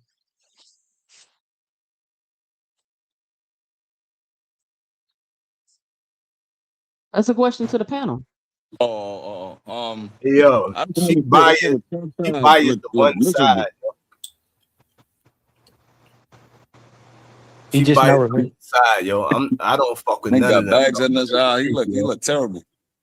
Hey, yo, they all Man, capping we and they talking all about lying. this conversation. That's what I'm talking about. Hey, yo, they all capping and they all lying. My fault too, says he look miserable though. He look like he hate his life. No, but I'm just trying to figure out what will be the point of lying about not negotiating. That is a good Because he's being deceptive, I believe. I feel like I don't think he want to fight Keyshawn. And I don't think he want to fight Shakur neither. But in spite of that, they still make Shakur look crazy, in my opinion. Like I feel like when I seen Shakur talking about fighting Conor Ben at 150, fighting Ryan at 144, talking about fighting other guys, but then when Haney say he'll fight him at 144, you don't want to fight him. It looked weird. Another thing too, right? I know that Jay Prince got Keyshawn and he got Shakur. So I feel like Jay Prince is doing the one doing the things behind the scenes, because if you put pressure on Shakur and then you apply for your WBO Mando, so now you gotta like fight Keyshawn. I don't know. I just feel like they always trying to protect Shakur, in my opinion. I feel like there's always like a human shield when someone applies pressure to Shakur. So I feel like Keyshawn right now is just the human shield, in my opinion. Even though I want to see that fight, but I can't deny that Shakur is looking kind of crazy. Like if Shakur just take a step back from the media, I think he wouldn't look as bad as he looks. Because like we've seen him talk about catch weights, rehydration clauses, saying that certain fighters are cowards, and then he's doing the exact same thing right now. I think they all in cahoots, to be honest, but I'm gonna go through this as a content creator and as a fan. But Because none of it, Supreme, when you really sit down and think about it, like none of it makes sense. Bill literally got people talking in circles. We literally talking in circles. But let it play. Wait, say that again. He signed to fight him. He just didn't sign the bout agreement that would say where the fight is going to be, for the weight it's going to be, and all that. He signed to fight him, but he didn't sign the bout agreement. So not only are they saying they not negotiating, you're saying they've signed paperwork. I just don't understand why they would be lying so hard about that. That's what I can't get past. Why are y'all lying so hard about that? And if you got paperwork, it's easy to prove that they lying. He didn't sign that one. And so the one for 44 is the new agreement because he wouldn't sign the one for 47. So now it's a new one for 44 and he won't sign that. So basically he just signed. He didn't sign that one. And so the one for 44 is the new agreement because he wouldn't sign the one for 47. So now it's a new one for 44 and he won't. What? Didn't he just say he signed it? But then in another video, he's saying the complete opposite. This ain't even making no sense. He said he signed on to fight him, but he didn't sign the bout agreement. This is all to distract us that he not fighting Ryan. This trying to distract us from that. Sign that. So basically he just signed for Devin's name, no details. He signed for Devin at 47, right? Because it's for a welterweight fight. But then he made a stipulation that it would be at 44 because of all the reasons that he said. So they did a new agreement and sent it to him at 44, and he still ain't did nothing. Wait, I'm sorry. I'm too worked up right now. I gotta work. Hold on. I gotta really hear what you're saying. So you're saying the first offer was on the table was for Devin at 147 pounds, right? For the 147. So you're saying that Shakur agreed to fight him at 147 pounds, but he didn't sign the bout agreement. Is that what Bill's saying? But was that the one when he where Shakur said there was no ever negotiation? So which one is he talking about? Right. I'm sorry. Either I believe everything you say or I believe nothing you say. And guess what, Bill? I don't believe nothing you ever say. That's just what it is. But hey, let's go. That was what the disagreement was about. It's very entertaining to break this down because I don't see how people keep falling for it. Oh, correct. That was what the original disagreement was about. Devin came and he said, well, let's meet in the middle. Jay said, let's meet in the middle. And they said 144. And Devin said he agrees, let's do it at 144. And I backed Devin play and I said, yeah, let's do it at 144, just as Devin is saying. So I'm coming out and saying what on Twitter, he just said to me, he just said to Zuffa, he just said to everybody involved. Wait, but when you say for just as Devin is saying. So I'm coming out and saying what on Twitter, he just said to me, he just said to Zuffa, he just said to everybody involved. Wait, but when you say he signed a bout agreement, wait, say that again. No, about agreement becomes that okay, we're agreeing to this fight, we're agreeing this for the WBO, it's agreeing for all those things. Let's just say the particulars. So you saying if he had already agreed, Bill, you're saying he agreed at first to fight at 147. That's what I'm saying. You already, and then you're saying he first agreed to 147, but he haven't signed a new one for 144. But they're saying they don't know what you're talking about at all. Now, I think he said he. So wait, you could sign something and renege on it? I think he said I agreed to fight him. That's what I think he said. I agreed to fight him. He didn't sign. He didn't sign the 47. Fight me. You've already agreed to fight me. Then, so wouldn't that mean that we're contractually obligated to fight? That's when the belt agreement come in. The club had the angry meter. Yeah, remember that? You said what? When the Breakfast Club, they had the angry meter, like when they had their guests on, and then Charlamagne used to be trolling. Yeah. You know, like have the rage meter. I think we need a Uh-huh. cap meter for Bill Haney. A cap meter. I'm gonna make one. I think we need a cap meter. That shit gonna Let me write explode that. every time he talk. Let me write that down in my notes. Big Supreme, make a cap meter. Let me write that I think down. we need a cap meter for that nigga because like he just be saying anything. Not just But him though. but hold on, 2 Cent. Hey, 2 Cent, you said let's break this down. I don't believe nothing he say, so I don't break nothing down. I put everything in a big ass bag, and I throw that shit in the trash. No, yo. I know you already expressed that, but I gotta work it out for the frequency of the world. The original agreement will come and it will have money on it. It'll have what you're signing for, how much you're going to get paid, and then you find out once you sign to the fight, they do the bout agreement to say where the bout is going to actually be at. Because obviously, tell the people if you do a 6-fight fucking deal, you won't know every fucking fight where every fight is going to be. So you get a fucking bout agreement as the shit goes along the way. It's like a skeleton, like a loop. Man, this motherfucker, man. That made a little bit more sense. But the thing is, it's the way he I feel talk. like what he's doing is mixing things together, though. That's what I'm saying. It's the way he talk. It's his communication style. He probably be telling the truth a lot of times, but the way he talk, it sound like it's talking. Nah, he don't. No, he don't. no, bro. He don't be telling the truth at all, bro. That's why he talk like that. He Because trying to. No. But when you tell the truth, you tell your version of the truth. So some of the shit that he say probably be true based on what he's saying his side. I didn't lie because I omitted the truth. Hold on. Yeah, partly. But what I'm saying, the reason why even what he's saying, it's the lie and the truth mix. Now, when you have a 6-fight deal, you may have to do a bout agreement to agree that they're gonna get you 6 fights. But you don't need to do that for 1 fight.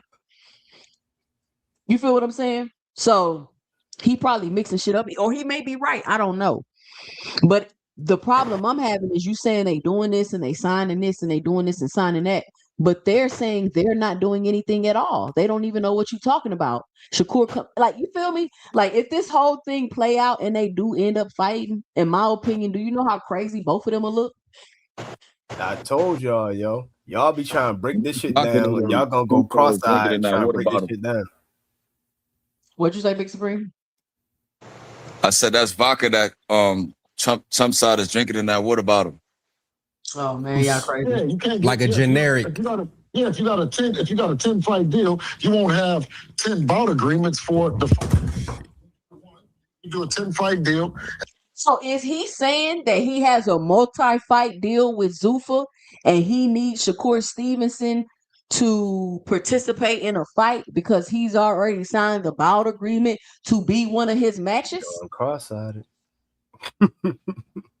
But if he had already signed an agreement, wouldn't he be stripped already?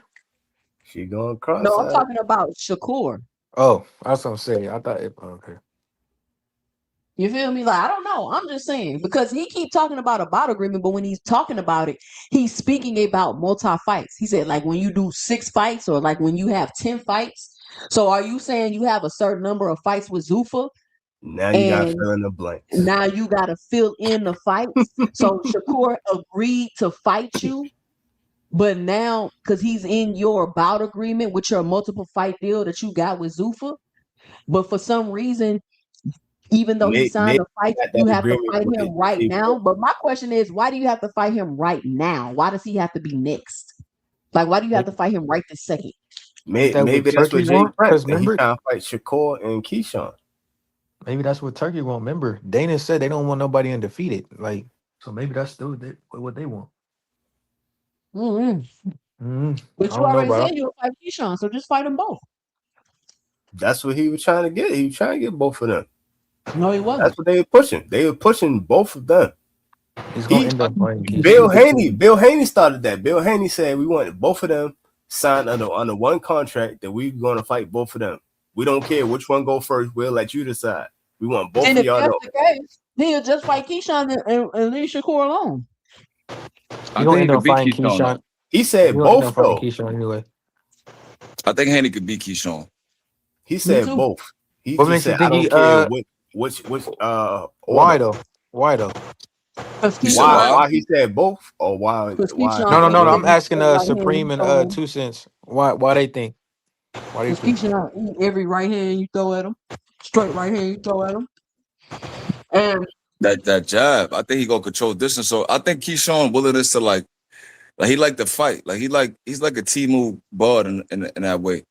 I feel like he gonna get him frustrated. He gonna get him out his game plan. He gonna box his head off. I really see that. I think Haney gonna get in his head. I think Keyshawn's a great fighter, but like he's lacking some tools. And I Discipline. think Brian Norman could actually beat Keyshawn. Interesting. I think so, man. I think Interesting. Keyshawn like to scrap. He like to stay in the pocket. And I feel like Brian got some pop. I think that'd be a bad decision, in my opinion.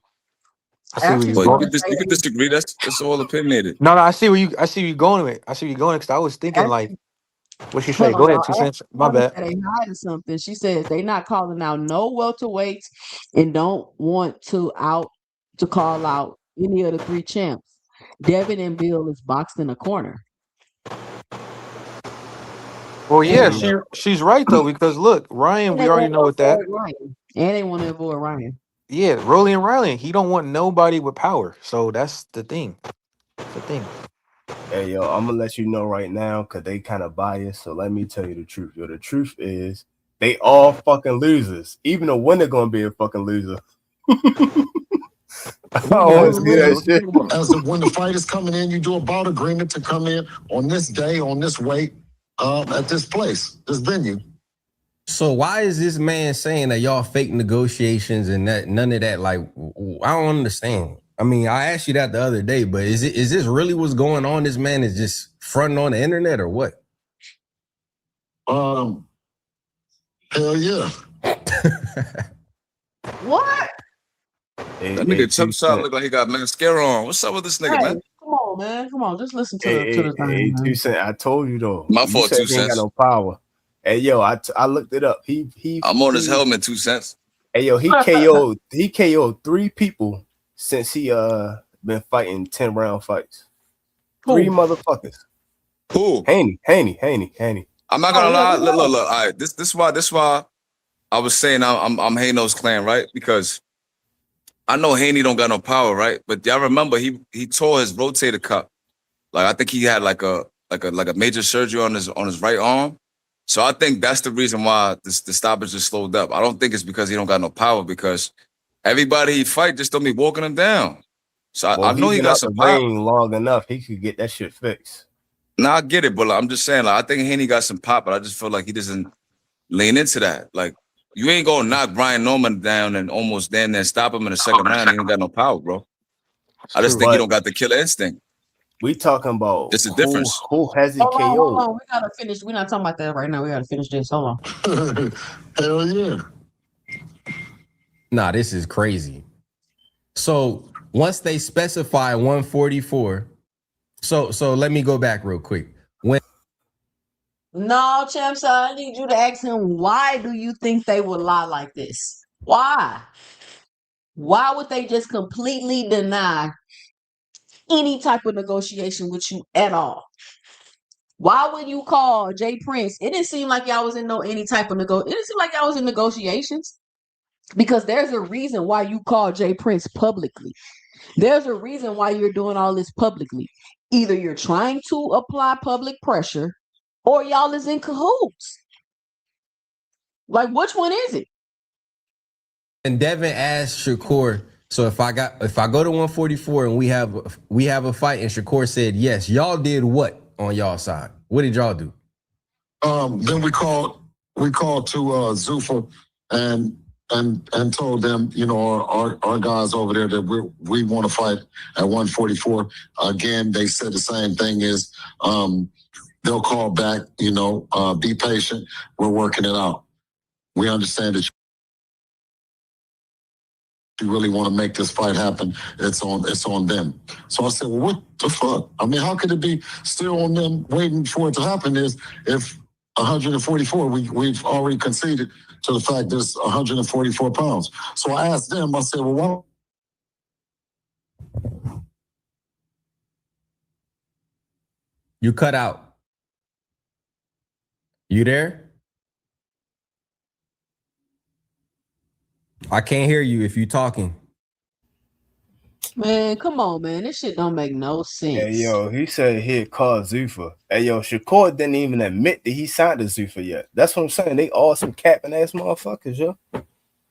Man, let me get this cat meter together. Wow, chat.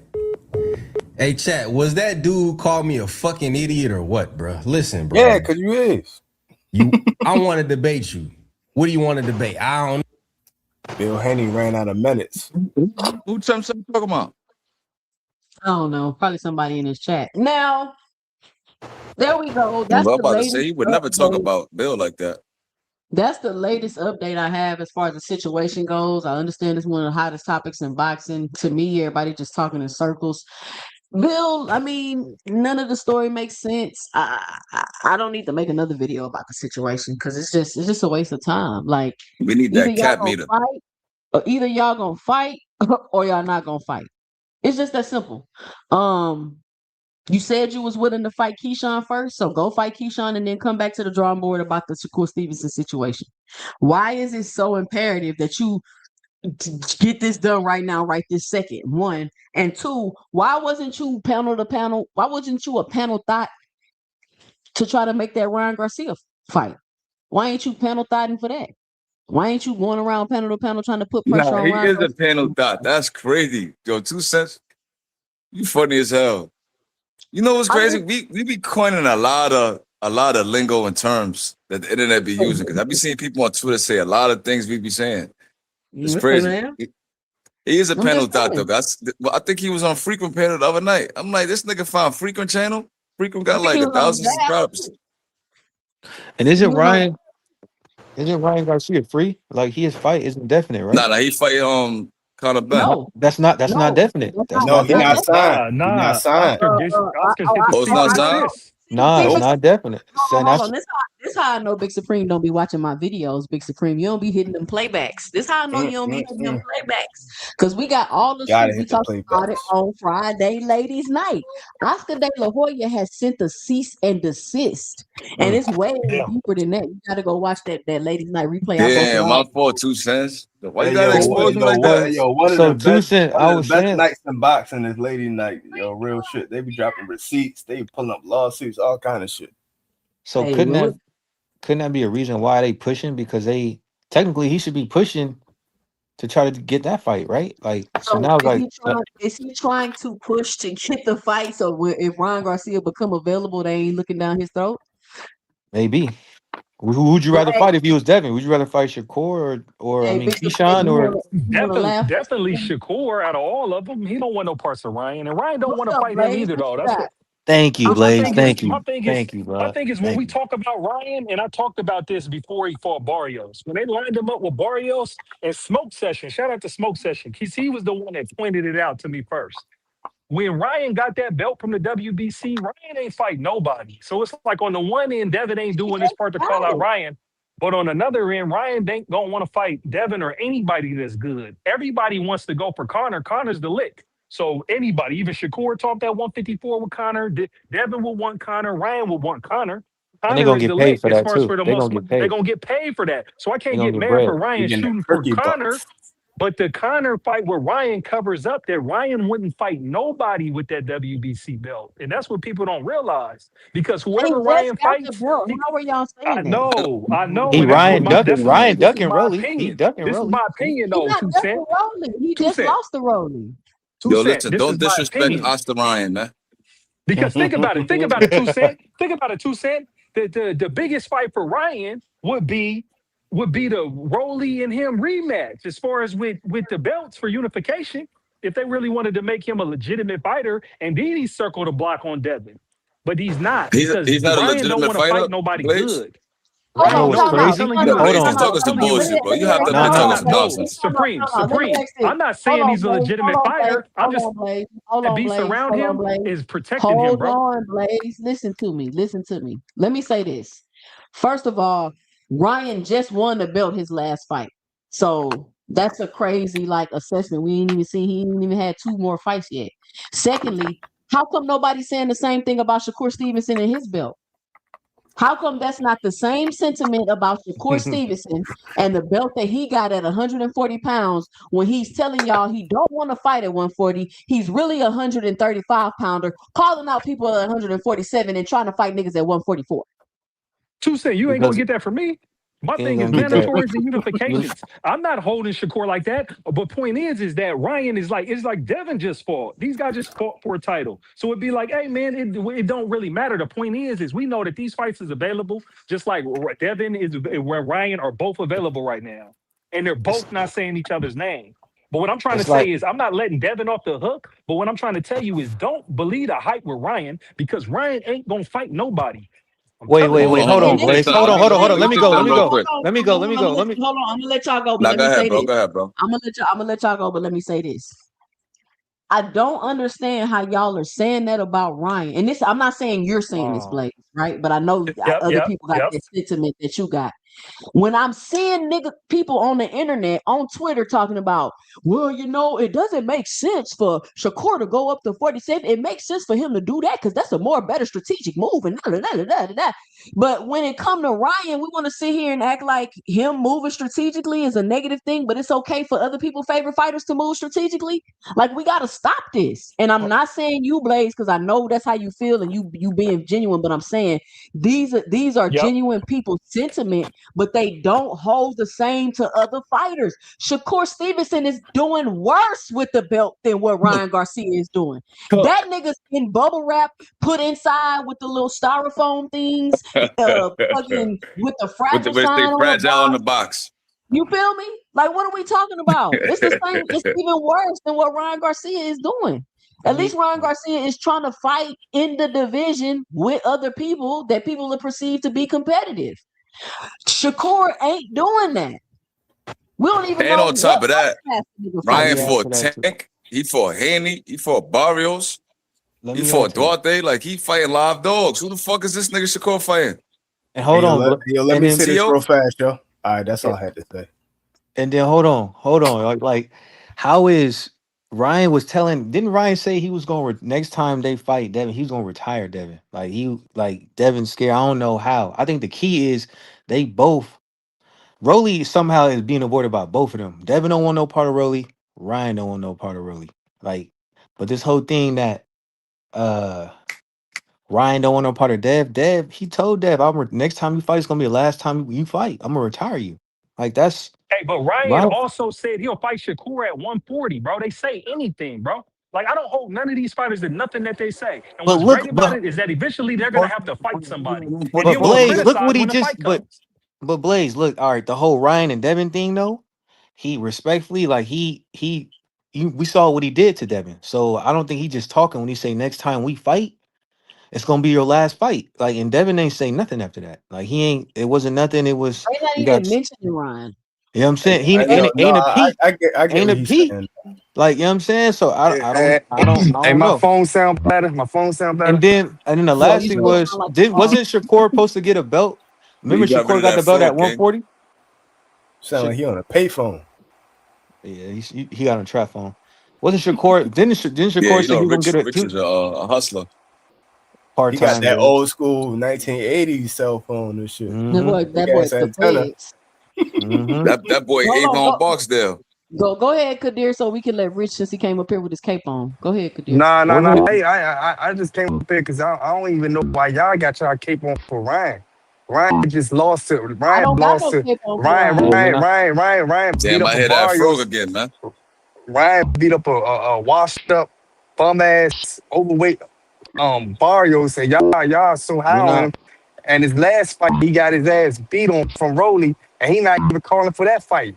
Let's talk about how Rich, he I just said ducking. Rich, I just said that. Let's talk about how I he literally ducking. just said that. Hold on, Rich, I listen. just said that. Can Respectfully. anybody? We're not talking about nothing Rich just said. All right, thank you. Okay. My bad. What we're talking about is, if you can say this about Ryan, then you can say these same sentiments about Shakur, and Shakur is actually worse than Ryan. Y'all talking about Ryan.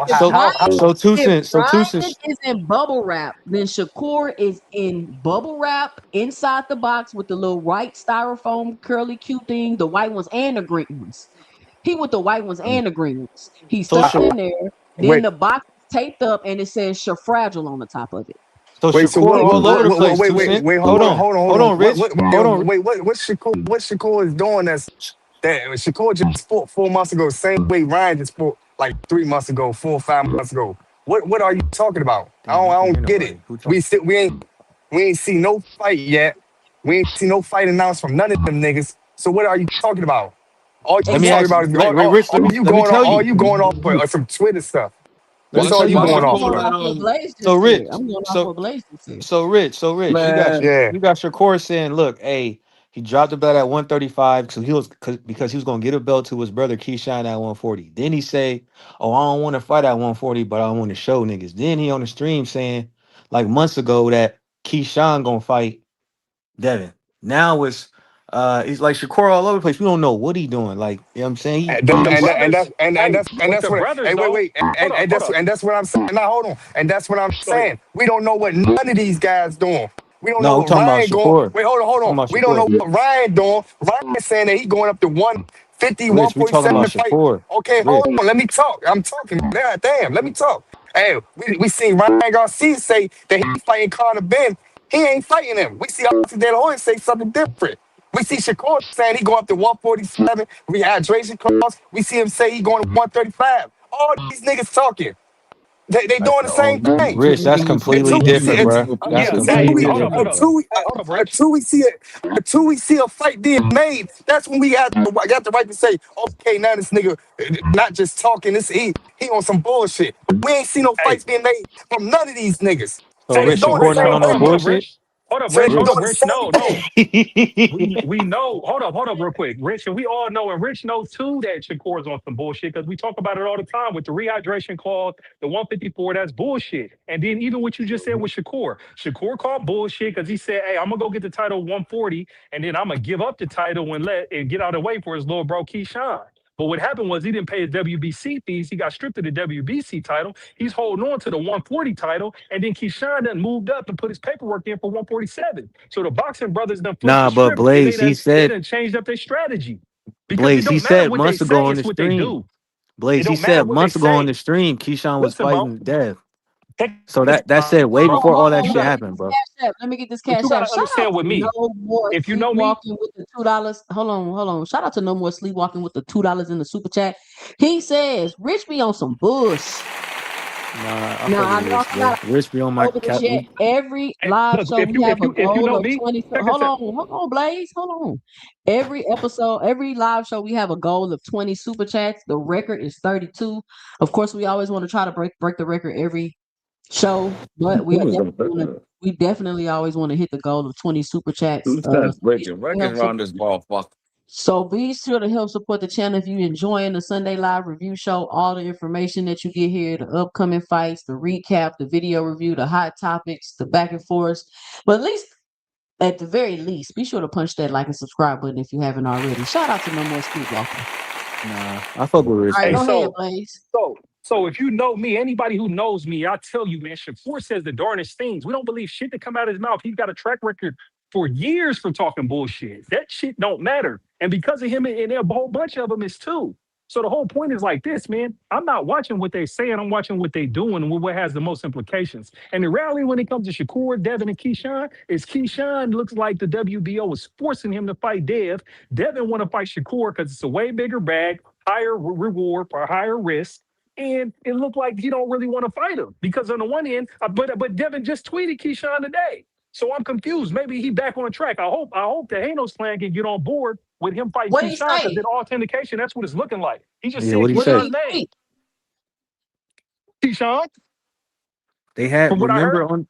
Did you see the fight where they had Devin and Keyshawn listed for like July or whatever on the zone? Like they was promoting it. It's not going to Hold be up. July. Hey yo, Not who I that know it's talk? no date or nothing, but they were just saying like Devin and Keyshawn, and it's nothing's been signed or anything. It just said Devin Keyshawn in July. Like that's all that it said. Yeah, who that talking? Who that talking? That's Kadir. All right, Kadir. All right. I wasn't sure who said it. Hey, yo, Kadir. What he's saying, you can correct me if I'm wrong. You basically saying Ryan showing more energy towards the shit. Everybody else talking and Ryan talking too, but he putting more energy towards the fight he want.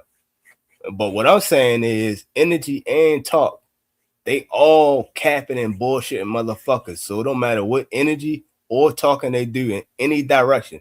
It's all cap until they sign the fight. All of these motherfuckers, yo. That's just what it is. You think it's all cap about what Ryan Exactly. said about Devin? Exactly. I don't think that's cap. Listen, cap. everybody is capping and talking shit. Everybody. Listen, we Yeah. are all aware of that. This is for entertainment purposes, the conversation. I mean, we ain't gonna talk about nothing if we just be like, they all talking shit. Duh. We all know No, that. Just we like gonna call Cap and No, talk shit, but 2 Cent. he We gonna call Cap and talk shit. believes in some of it though. I'm saying all of it is. He believes some of it. No, don't believe none of it. It is all bullshit. But all I'm trying to say is we're gonna see what happens. I can't understand the rush to try to hurry up and fight Shakur. I can't understand the lying about we're not negotiating at all and you saying they signed paperwork. Because y'all do understand that somebody is just a bold-faced, big-ass liar in this situation. All of them. No. I got a question for Blaze. We're talking about It would be if Wouldn't if you look Garcia for be the the big? biggest liar, the biggest liar is the one who talks the most because they're all capping. So the one who's capping the most is Bill. Because they're everywhere. First they say, oh, they're gonna fight Keyshawn, little bro, then big bro, then big bro, then all of this. Yes, 2 for no. Shakur a lot Let's more do than the Bill, poll. bro. Is Bill On the capping? Look at the top right. You'll see the poll. Shakur's Is Bill all-time capping? capper, but Yes, 2 for Bill's no. on a media run talking his bullshit right now. Yeah, Straight bullshit. Bill straight line, like bow-face That's line. what I'm trying to tell you. That's what's taking over the algorithm right now. Hey, yo, let's put it like this. Hey, yo, boxing is simple math. 1 + 1 = whatever. These motherfuckers give you some trigonometry shit, yo. They damn near telling you 1 + 1 is 11. They Let make Bill shit Haney tell you that. more shit. difficult than what the fuck it need to be, yo. This is the fight date. We'll see y'all there. That's what the fuck they supposed to say, and that's it. Hey, I need 15 more likes. I need 15 more likes. Be sure to punch the like button if you're enjoying the I show. peep what Bill's doing, but Shakur ain't budging. And Shakur said it in his tweet last week. He was like, "Oh, I see it. Y'all need this fight more than I do." See what I'm saying? So he pulled the rug I from agree under with him. that. I You agree see what I'm with saying? that. Because it's like, hey man, one thing about Shakur told us he don't give a fuck about the fans. After the De Los Santos fight, he don't give a fuck. He say anything. He don't care what we say with our opinion. He don't run around and be arguing with random fans and calling them gay shit and all that when they call him a runner and all that. He don't care. He just made like 8 million just easy work against T.O. So it's like everything's wide open for him as far as where's he at.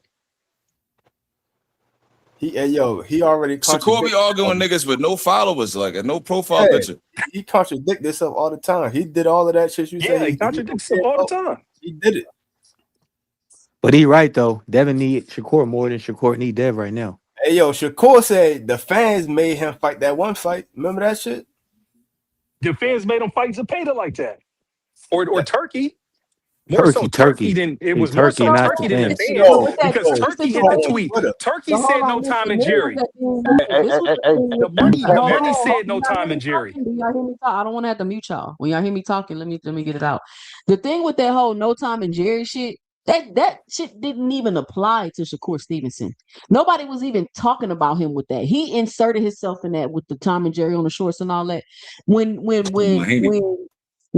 they were talking about that Tom and Jerry shit, they were talking about Devin with that Ramirez shit. Nobody was even talking about Shakur with that Tom and Jerry shit. I thought it was about Skull. I think it was both 2 Cent because they was like telling basically Shakur, you better not do what Devin did. Can y'all hear me better? No, you still sound tapped. But what you got? Nah, you lying, man. You lying now. No, she not lying. Nah, your at shit's all. fucked up, Rich. Your She shit's is not lying. up. Trust me, dog. She ain't lying at all, yo. Get your ass off of here calling me a liar. What's up, Face? Go fix your shit, Rich. You sound like your phone is tapped. Sound like he get electrocuted in the middle of his words. We can't hear you, Face. Oh, y'all can't hear me? Hold on, let me come back. I can hear you now. I can hear you now. I'm tired of this nigga Blaze, man. Come with that bullshit every fucking day. Blaze, you know the only thing Hey, you hey, can say to me Supreme. right now. What is the only thing you can say to me right now, Face? Nah, y'all just like say it, nah, Face. Say it. Say it with your y'all chest, Face. Say it. y'all like the Say ducking Face. shit, man. Y'all like the ducking shit. No, Hey. no, ain't no ducking shit with me, Face. What are you supposed to be saying right now? Ooh. You know Hey, it, man, I bro. cracked Have some my phone integrity, bro. yesterday. We talked about this, bro. Face, Oh, we bro. talked Come on, about- bro. Say what you're supposed to say. But who? About Devin. About Devin. Say what you're supposed to say about Devin, Face. Be a real fan, Face. I told you. Say it right now, Face. But who is he supposed to be fighting right now, Face? Who is he supposed to be fighting? Shakur, if he agreed to 144. He did agree. You done. See what I'm saying? You done. Nah, I ain't gonna Okay, lie. bro. The coach I say he thought you fight was at one of them, bro. 144. Then he don't want to fight at 144. That nigga scared, bro. Listen, bro. This is if I Yo, was Debo got that nigga hard, man. That's my man, FaZe. What's the bigger fight? Yeah, what's up with it, buddy? Yeah, what's up, FaZe? I ain't gonna lie. You've been a prophet around this motherfucker. Hey, did you see Bam, bro? Yeah, Bam look good, but I still nice. think anyway gonna whip his ass. Still think Monster. Hey, Bam be like, he be letting people wail on him a little bit. Like he be having moments where he let niggas wail on him. I don't like that. Nah, that dude was pity pat. He ain't respect nothing. But Anyway, FaZe, though, if gonna I wail was a on. How you Halos gonna- Clan member, go ahead. I Go might ahead, be Prince. Halo's clan. I know you is, Listen, Blade. That's why I'm trying if to tell I you. was Halo's Clan, I would say Spark Little Brother, and then the big fight against Big Brother is a bigger fight. I don't understand this. But you not I don't Halo's understand. The Clan. biggest fight is Simple. Ryan Garcia. It's The simple. biggest fight is Ryan Garcia. No. Ryan ain't fighting him, bro. It's not happening, bro. Listen, they're bubble That's wrapping the him. I'm biggest trying to fight. tell you. Stop saying There's two Shakur the sides. biggest fight when Ryan is a bigger fight in a bigger bag. Listen, bro, I'm not saying what's the Blaze. biggest fight. I Hey, said the Blaze. Shakur fight's bigger if he sparks Keyshawn first. I didn't say No, it that. ain't. No, it ain't. No, it ain't. No, it Hey, ain't. Blaze. One mic. Hey, Blaze, Ryan Garcia, the biggest fight, man. That's why I don't understand why they not calling them out. Fuck Thank you, Keyshawn and Rich. Shakur. I don't Thank you, understand Rich. why they not calling him. Rich, Because they're And traumatized. Rich, don't he got a belt, right? Don't he got a belt, FaZe right? don't like Ryan got a that. belt. Hey, Rich, you know Yeah. you bullshit, man. Traumatized, That's Yeah. why. Rich. Hey, Hey Rich. yo, it sound like FaZe don't like that. Rich. it sound Ryan on like the Rick ooze. Burpin. Ryan It on sound the like Rick ooze. Burpin to throw a goddamn bush block. Pumpkinhead Devin.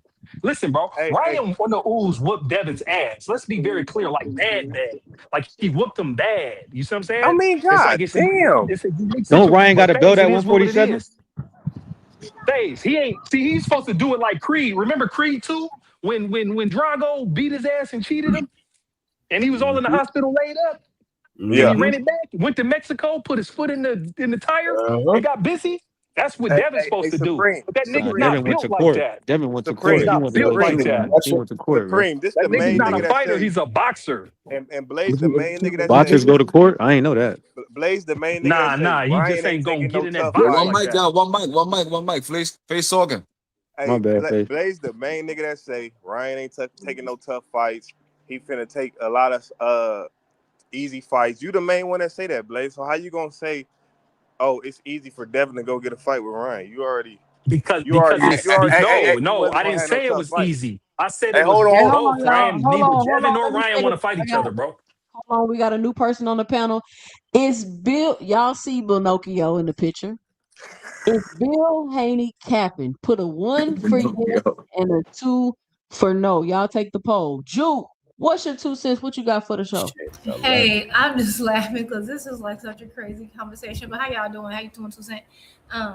I think like I just heard somebody say the Ryan fight is hard to make, and Ryan not fighting Devin. But if I recall, and please correct me if I'm wrong, the person who put the stipulation on getting the fight made was Devin, and he had put on he had added him on Twitter and was like, hey, you got to do whatever testing, something to do with testing.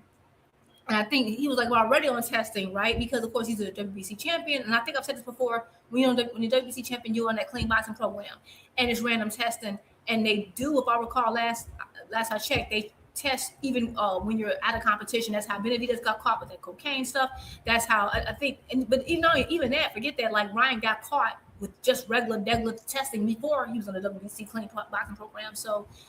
I did, so that was the stipulation why it wasn't getting made. And then I think he gave him like a deadline. Like he was like, oh, you gotta agree to this, and that, and sign, do this, or we're not fighting. I think he gave him like a day. And next day he was like, okay, well, if I gave you time and that's it, bye. And all I'm saying is like, but you're hounding Shakur about, and I get it, Shakur's stupid. He shouldn't have said nothing about no 144, but he don't gotta go up and fight him. If he was just talking about going back to 135, he don't have to. But I get it. You say, okay, I want to fight you, and you said you don't want to do catch weights, and you want to do all this, but like he's been tagging Shakur, dragging this conversation out for a week. When it was Ryan, you gave him like you ain't hear none of that. You gave him like 3 hours. You gave him like 27 seconds. We're like, oh, the fight's off. So we can't say that it's a hard fight to make. You're the one who put the stipulation, a barrier in there that's kind of already met because he's now WBC champion. And they were like, oh, that's it. That's how I gotta go. And then you went on to kept talking. He was talking about what was he talking about at first? He was talking about Conor Benn initially. He was talking about Conor Benn. He started talking about Rolly. After Rolly was elevated to the full champion or whatever, or elevated to whatever, and the boots went up. He one who started talking about Rolly. He one who, like, he started moving and talking about other names too. So we can't say, oh well, Ryan was about to fight. No, but this is like the 5th name Ryan's ran past. So my thing is that if someone from a lower weight don't want to, like, is not eagerly trying to fight you and not trying to move up to fight you, like, why are you still on it? Like, I don't get the whole, like, and even with Keyshawn, okay, fine, he a mandatory, so cool. I guess it's okay because now you're the mandatory. They ordered it already, fine.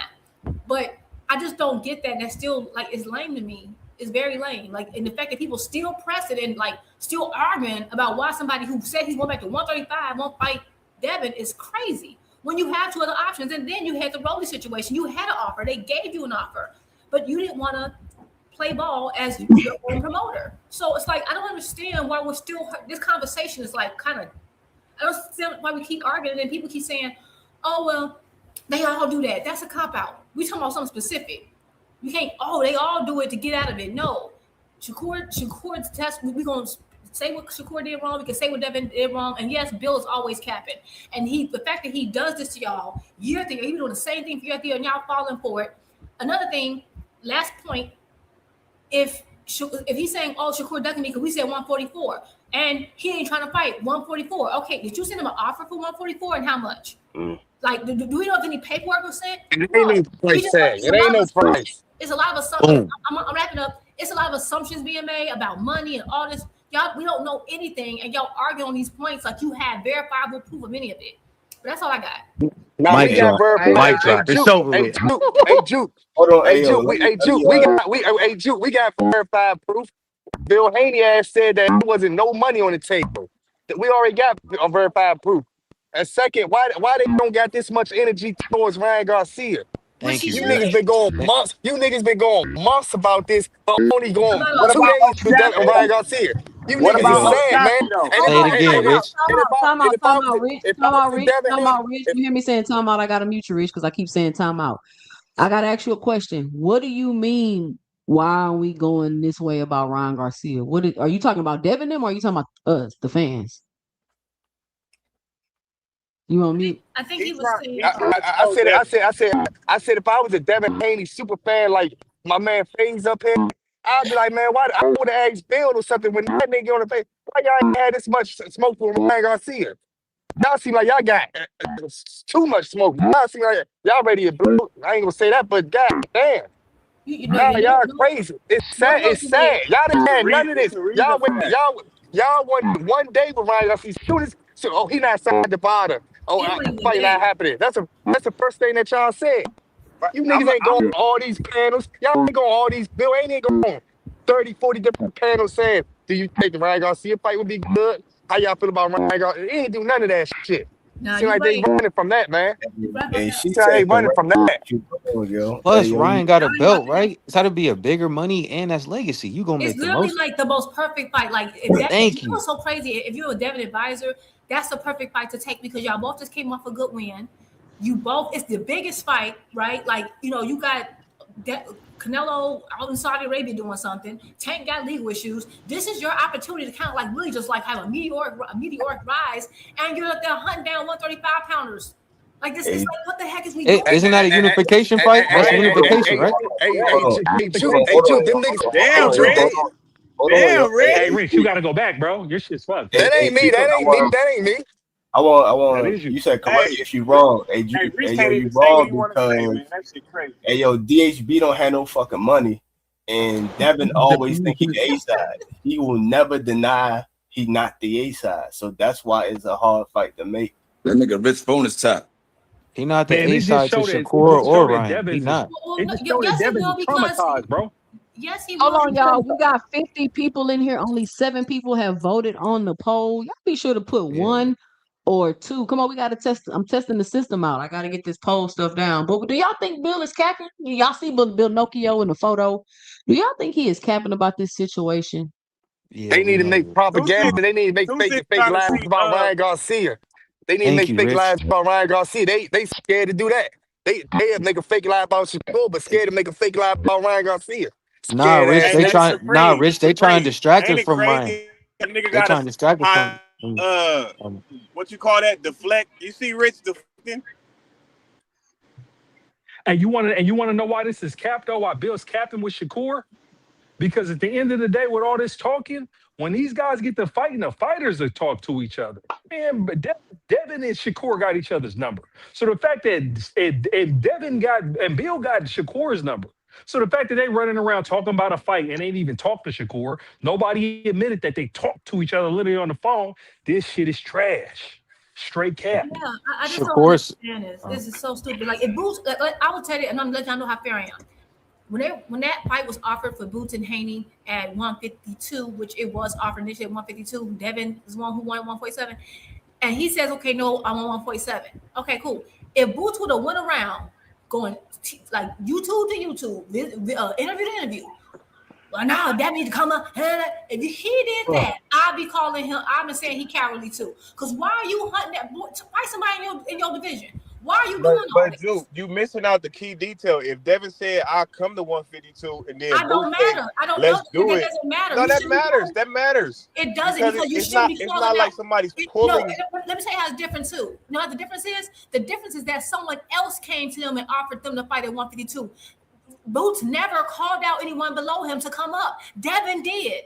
Devin initiated this whole thing. No, he didn't. No, he It don't didn't. matter if he offered to come down midway. No, he didn't. It He doesn't didn't. matter. Devin ain't been saying nothing. Shakur Yes, the he one did been because talking. he was Shakur the the one one. been saying 144. I'll fight them dudes at 144. Yes. Devin been quiet until And the now. smaller man, guess what? The smaller man can say what he wants. Once he comes Oh up, man, he's come fine. on. Yes, Yo, he no, can. that ain't true, Yes, yo. he can. You Right. do not go around. You supposed to. If you're supposed to be a gladiator, you do not go I around. got an example, Juke. What if Earl Spence was calling out Mikey Garcia? Right.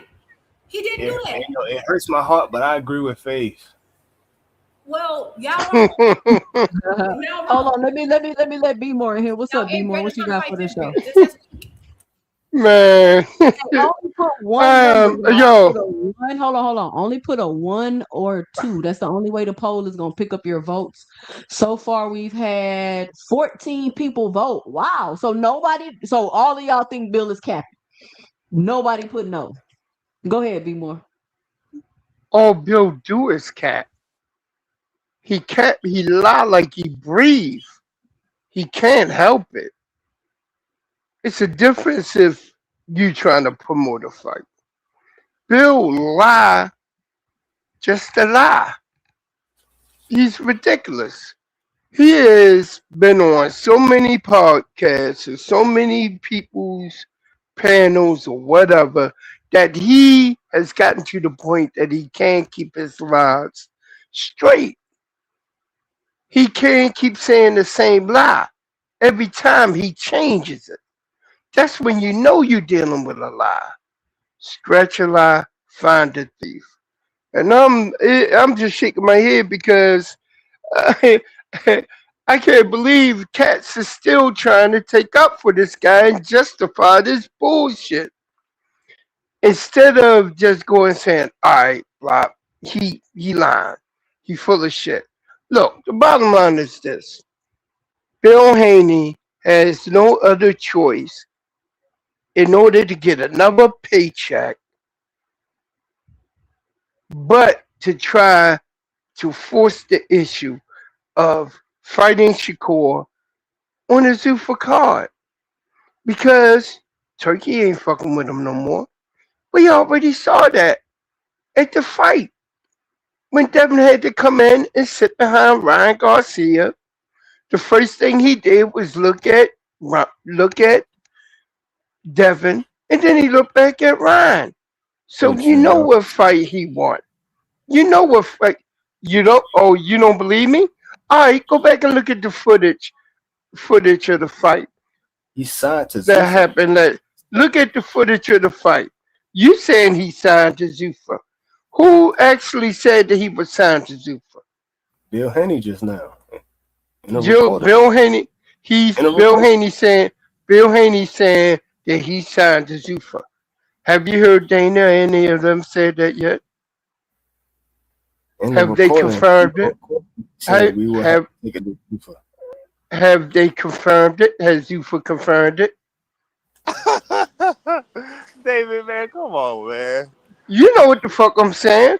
Bill gotta force Bill and Devin in a situation where they don't have a promoter, they don't have a platform to fight on, they ducking their mandatory, and they out here trying to create narratives and paint Shakur as a duck, and Shakur by all means is the most unextraordinary liar as well. They both signed. Trying to put the situation where as though in order for that Zuffa deal to go through, Bill got to have a fight lined up for Devin to face Shakur. In order to get back on Riyadh season, he needs to fight Ryan Garcia. So do you see what's going on here?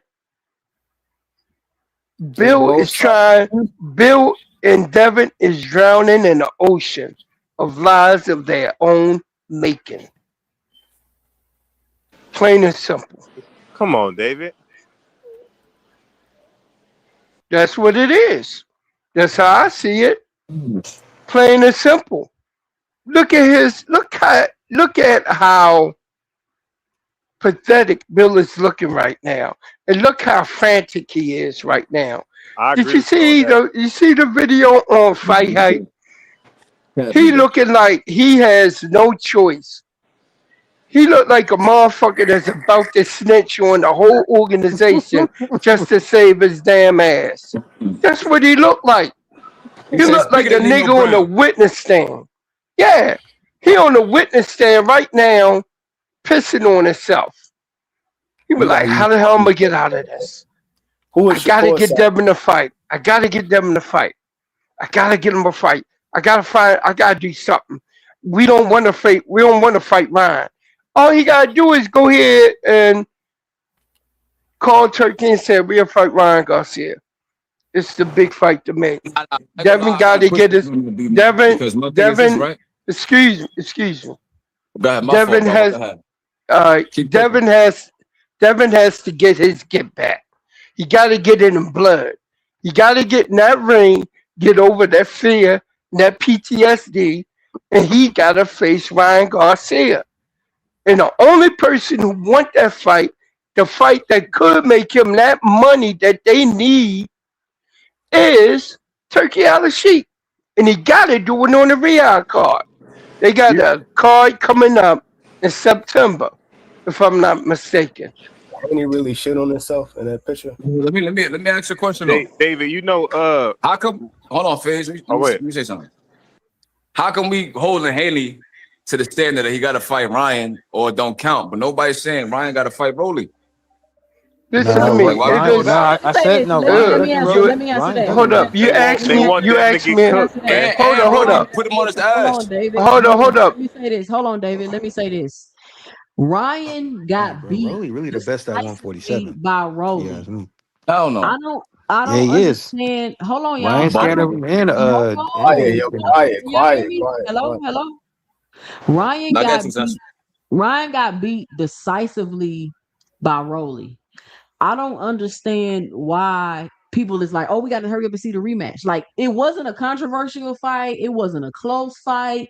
It wasn't I can understand if they rematch like later down the line. But honestly, I don't see what the need is for an immediate rematch of a fight that it was no controversy there. Like O'Shea Jones. You feel what I'm saying?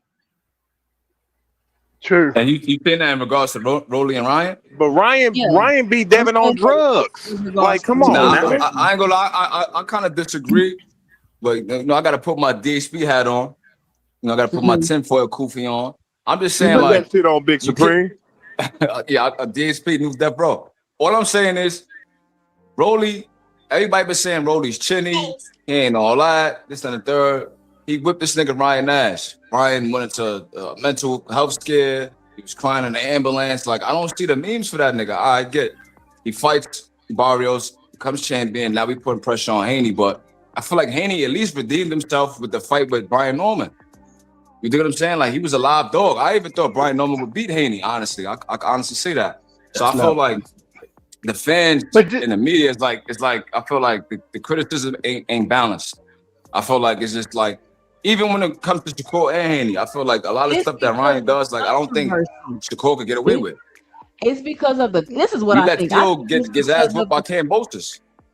And like, niggas still make excuses for that. Yeah, but you got to understand the energy that the Haneys put out. This is why they get the type of energy back. But what I'm saying is, that's true. You gotta understand the controversy behind the Ryan and Devin fight. You got people that believe that the only reason that Ryan won that fight was because of Ostream, and since they've weighed so heavily on that point, that's all people want to see. And my question is, Big Supreme, why does every time Devin have a big moment, he walks away from it? He had the moment where he could have rematched Lomachenko. People was crying. They wanted that. It was a demand for that. He walked away from it. People are demanding to ask him for him to rematch Ryan Garcia. It'll honestly be probably the biggest fight of the year. Devin Haney and Ryan Garcia got the Definitely biggest fight of the year. Got the potential to be the biggest fight of the year. And you're telling me, once again, this is a moment for Devin Haney, and he's walking away from it. Now, I can't speak for everybody else, but I can speak for me when I say that is my biggest issue with the whole situation. I felt like you fighting Fury would have been a big moment for you, and you walked away from it. That is my issue that I'm having with the Haneys. Now, I'm gonna let everybody go around, get about 90 seconds to get their final 2 cents off. I'm about 30 minutes over, so I do got to get out of here. But I'm gonna start with Shakur, Big Supreme. What's your final 2 cents? What you got for the show? There you go. Good show. I like the cat meter. I think that's a great idea. I feel like Bill definitely needs a cat meter, like, cause like he just be saying anything, and niggas be let him get away with it. But I think the cat meter is gonna change people's perception of Bill Haney. But what I wanted to say, right? I actually agree with what you said in regards to Haney. I feel like if Haney was a little bit more humble in the media, I think like he would get more grace. But I feel like with him specifically pointing out the odds to me and saying that's the reason why this dude won, I think it's like, all right, now we want to see if you could prove yourself. Like, all right, he got you in the Austin ring. Now you're going to have VADA testing, stringent testing. So now everybody would assume that Ryan's clean. We want to see how the fight would look in that regard. So, like, I think that's the reason why the fight is a big draw or whatever. But I'm going to land it on that. I know you got to go. Shout out to everybody. All right, shout out Big Supreme. All right, Supreme. Carbon, what's your final 2 cents? What you got? The question he asked you was why they pushing Devin and shit. I mean, why they pushing Devin but not pushing Ryan? Like you just said, Ryan got his ass beat flat out. Ain't no mistaking that shit. He got his ass beat. Now, can we say the same thing about Devin? No, that shit got a race. So damn near they 0-0. They need to fight, just like they needed to fight years ago. They still need to fight because the other shit got a race. So once y'all fight, what we've been calling on, ain't like this a new fight. We've been calling on this fight since years ago. It's the same shit now. The motherfucker's on your list. We didn't make this goofy ass list up. You did. Fight somebody on your fucking list. Like, I mean, now if you fight them other two cats and shit, I really don't give a fuck. I just want to see people fight. I'm tired of this reality TV bullshit, yo. These motherfuckers out here slapping each other and getting security to hold them back. Like, that shit like some TV drama shit. Nobody wants to see that. Just fucking fight, yo. Right. I'm tired of the baddies of boxing, yo. I'm tired of that The shit. baddies of boxing. All right, shout out to Dr. Carbone up here giving him final 2 cents. All right, I'm gone. All right, peace out. FaZe, what's your final 2 cents? What you got for the show? Thanks for having me on the show, 2 cents, and have a good night. All right, all right, all right. Shout out FaZe. Jude, what's your final 2 cents? What you got for the show? I don't got much. I would just say I get like there are two names, the Devin and Shakur, two names that they have fan bases. Really, I feel like they kind of had the fan bases kind of like were conjoined, and because they kind of formed together like Voltron against who. But it's just crazy to see everybody fighting about it now. I just think that we're putting a lot of, and I think it is a good topic. I understand, but I just feel like I think folks are just doing the most for a fight that like is not in your division. Like I just don't get it. I just think it's been time to move on. Like once he said he think about 135, Devin should have shut up, let it go, move on to somebody else. I just think it's just overkill. But again, in handy fashion, what they do, they like to make people like ducks look terrible, blah blah. We don't even know if an actual offer was given or not. At the same time, Shakur, this is partially some of this is his fault because he just been all over the place saying everything, but it's just too much drama. I guess you gotta, and then this other thing too, the fact that he kept on even after they ordered Keyshawn. Like at that point, it's over. Like move on. I don't get it. But anyway, hopefully we get some of these good fights. I'm excited to see Boots and Xander. Also, I don't know. Did you hear that it's sold out? I don't know if it's true. Somebody said that. Yeah, I heard it was sold out. Oh, that's amazing. That's amazing. 17,000, I think. Oh, that's dope. That's dope. So that's what we need to be talking about. I'm excited for that fight. But other than that, oh yeah, and congrats to Bam from last night. That's all I got to say. You have a good one. All right.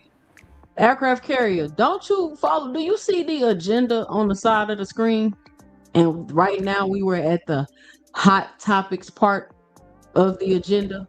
We talked about Bam the whole beginning of the show. Talked about him fighting anyway, why we think he wouldn't win, how he would beat him. Did you miss that, aircraft carrier? You're going to have to rewind. Be more bully, 90 seconds. What's your final 2 cents? What you got for the show? Shout out Jude. Thank you for coming up, Jude. Hey, you know what? You know what's funny to me?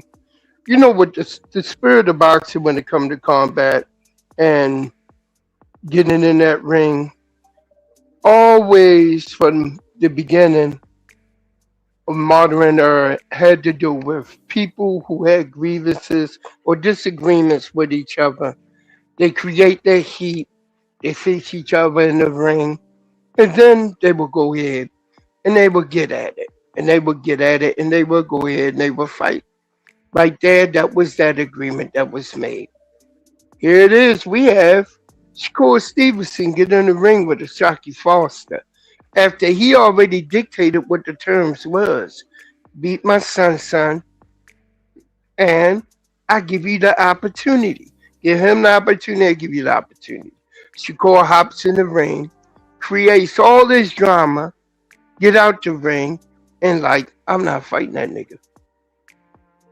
We got Devin, Jewish representative, his dad, Bill, at Shakur's weigh-in for the Zepeda fight. No, for the Lopez fight. He's shaking hand and talking on camera. He's shaking hands on camera, making a deal that they will fight Keyshawn. Now, both of these individuals went and ran back on it. And they trying to find any way not to fight the person that they said they would fight. This is what's wrong with boxing. And I land my plane right there. All right. Blaze P4P, you gonna close us out? What's your final 2 cents? What you got for the show? Blaze, Hey, you can you hear there? me? Yeah, can you hear I me? can hear you. Yeah. Yeah. Now I just want to end it out with giving a big shout out to Bam Rodriguez, who moved to number 2 on my pound for pound list. In top 5, I got Inoue. 2 is Bam. 3 is David Benavidez. 4 is Shakur, and 5 is Usyk. And so, Bam went out there and did his thing. One thing about what great fighters do, regardless of what they fight, is when they move through weight divisions, is they look like them, the same on tape. And Bam looked like himself on tape. And he decided to take the strategy of going into the high guard and standing in the box with Antonio Vargas and breaking him down. Antonio Vargas, I heard before the fight, he said his strategy was that Bam does a lot of movement and a lot of angles, and so he's gonna be looking to, dance with him. He tried to dance with him, but the pity pat punches that he had was not enough to keep Bam from eventually just overwhelming him and just landing his superpower punch, was is that overhand straight left. You feel me? In which he dropped him once in the fifth, and then I think in the sixth later on, he really, really just flipped him, and it was a wrap. So shout out to Bam. I heard his coach said that they might need another fight. I ain't mad at him. I thought he could be able to fight Inoue next, but his coach would know best. Garcia is a legend. And if he do have a fight before he fight Inoue, I hope he goes up to 122 and get him basically a tune-up. You feel me? At that particular weight to see how he acclimates. You feel me? As far as with his punching power and continue to do what he want to do. And with that said, man, salute to 2 Cents for the platform. Salute to the panel and salute to the chat. And I'm out. All right. Shout out to Blaze P4P for closing us out today. We are now nearing the end of our show. Be sure to join us next week. I'll be back again Tuesday night for 2 Cents After Dark, 9 p.m. Then we'll have 2 Cents Ladies Night, all women boxing panel Friday starting at 8:30 p.m. And we'll be right back here again next Sunday from 3 to 5 p.m. Check me out throughout the week. Check my videos out throughout the week, my reaction videos. Make sure you guys got the notification bell on. I put a lot of effort and time into my videos. Make sure you watch them, comment below, leaving special things. Just let me know. Just interact with the channel. Drop a comment. I read every single comment. I respond to the comments. Just keep the conversation going. This is an interactive channel. Like, I want always to be some interacting, some talking, some conversation going on. People go back and forth for days on one comment. Like, it's very great. I'm glad people are entertained. I'm glad people are enjoying the content.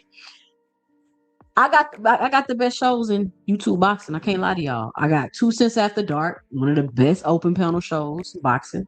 I got 2 Cents Ladies Night, one of the best shows in the boxing YouTube community, where you come, we give you all the facts, we go over paperwork. We don't just speak with emotions. We want facts. Of course, we're giving our opinions, but we want our opinions based off of the facts, so we can have intellectual boxing conversations. This is a high IQ platform over here. So I don't know. I might have to put a poll up. Which show is better? The Sunday Review Show, 2 Cents After Dark, or Ladies Night? They all good to me. They're all very distinctly different shows. So if this is your first time here, be sure to come back Tuesday night for Tuesday After Dark, 9 p.m. I'm running the late night boxing space, 2 Cents Boxing. You want to see some late night boxing, you gonna check it out. And I got some things in the pipeline, y'all. I got more things coming soon to the channel.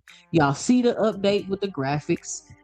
Y'all see the updates with the shows, the distinctive differences in all of them. Y'all see what's going on over here. And I still got more things coming up for y'all on this channel. So shout out to everybody that support the channel. All support goes to improving the audio and visual quality of the channel, as y'all can clearly see.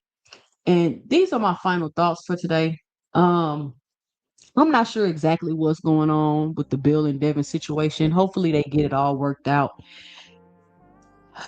To me, it's not really entertaining because I could just see through the situation right now and just strip it apart and show you how it don't make no sense and exactly what's going on and how we really just talking in circles. But I know it's the hottest topic in boxing, so we're definitely going to keep our foot on their neck and keep you updated with what's going on.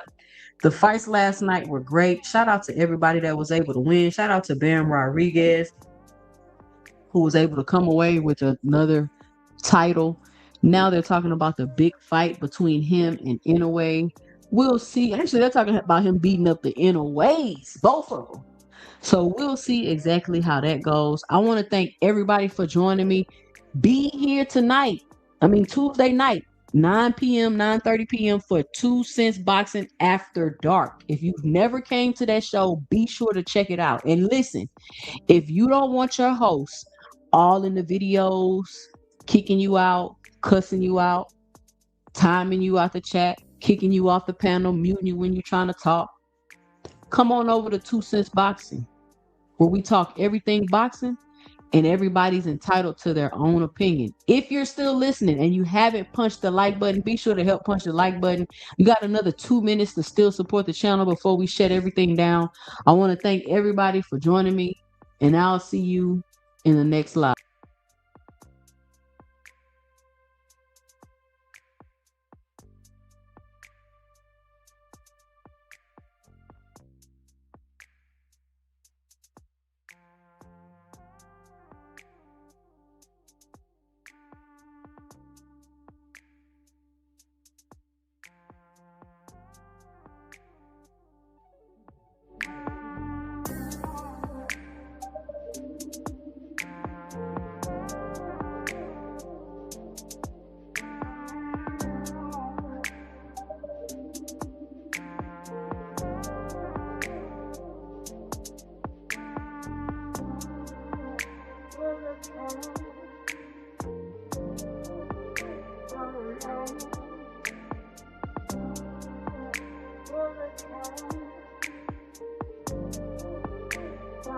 Thank you.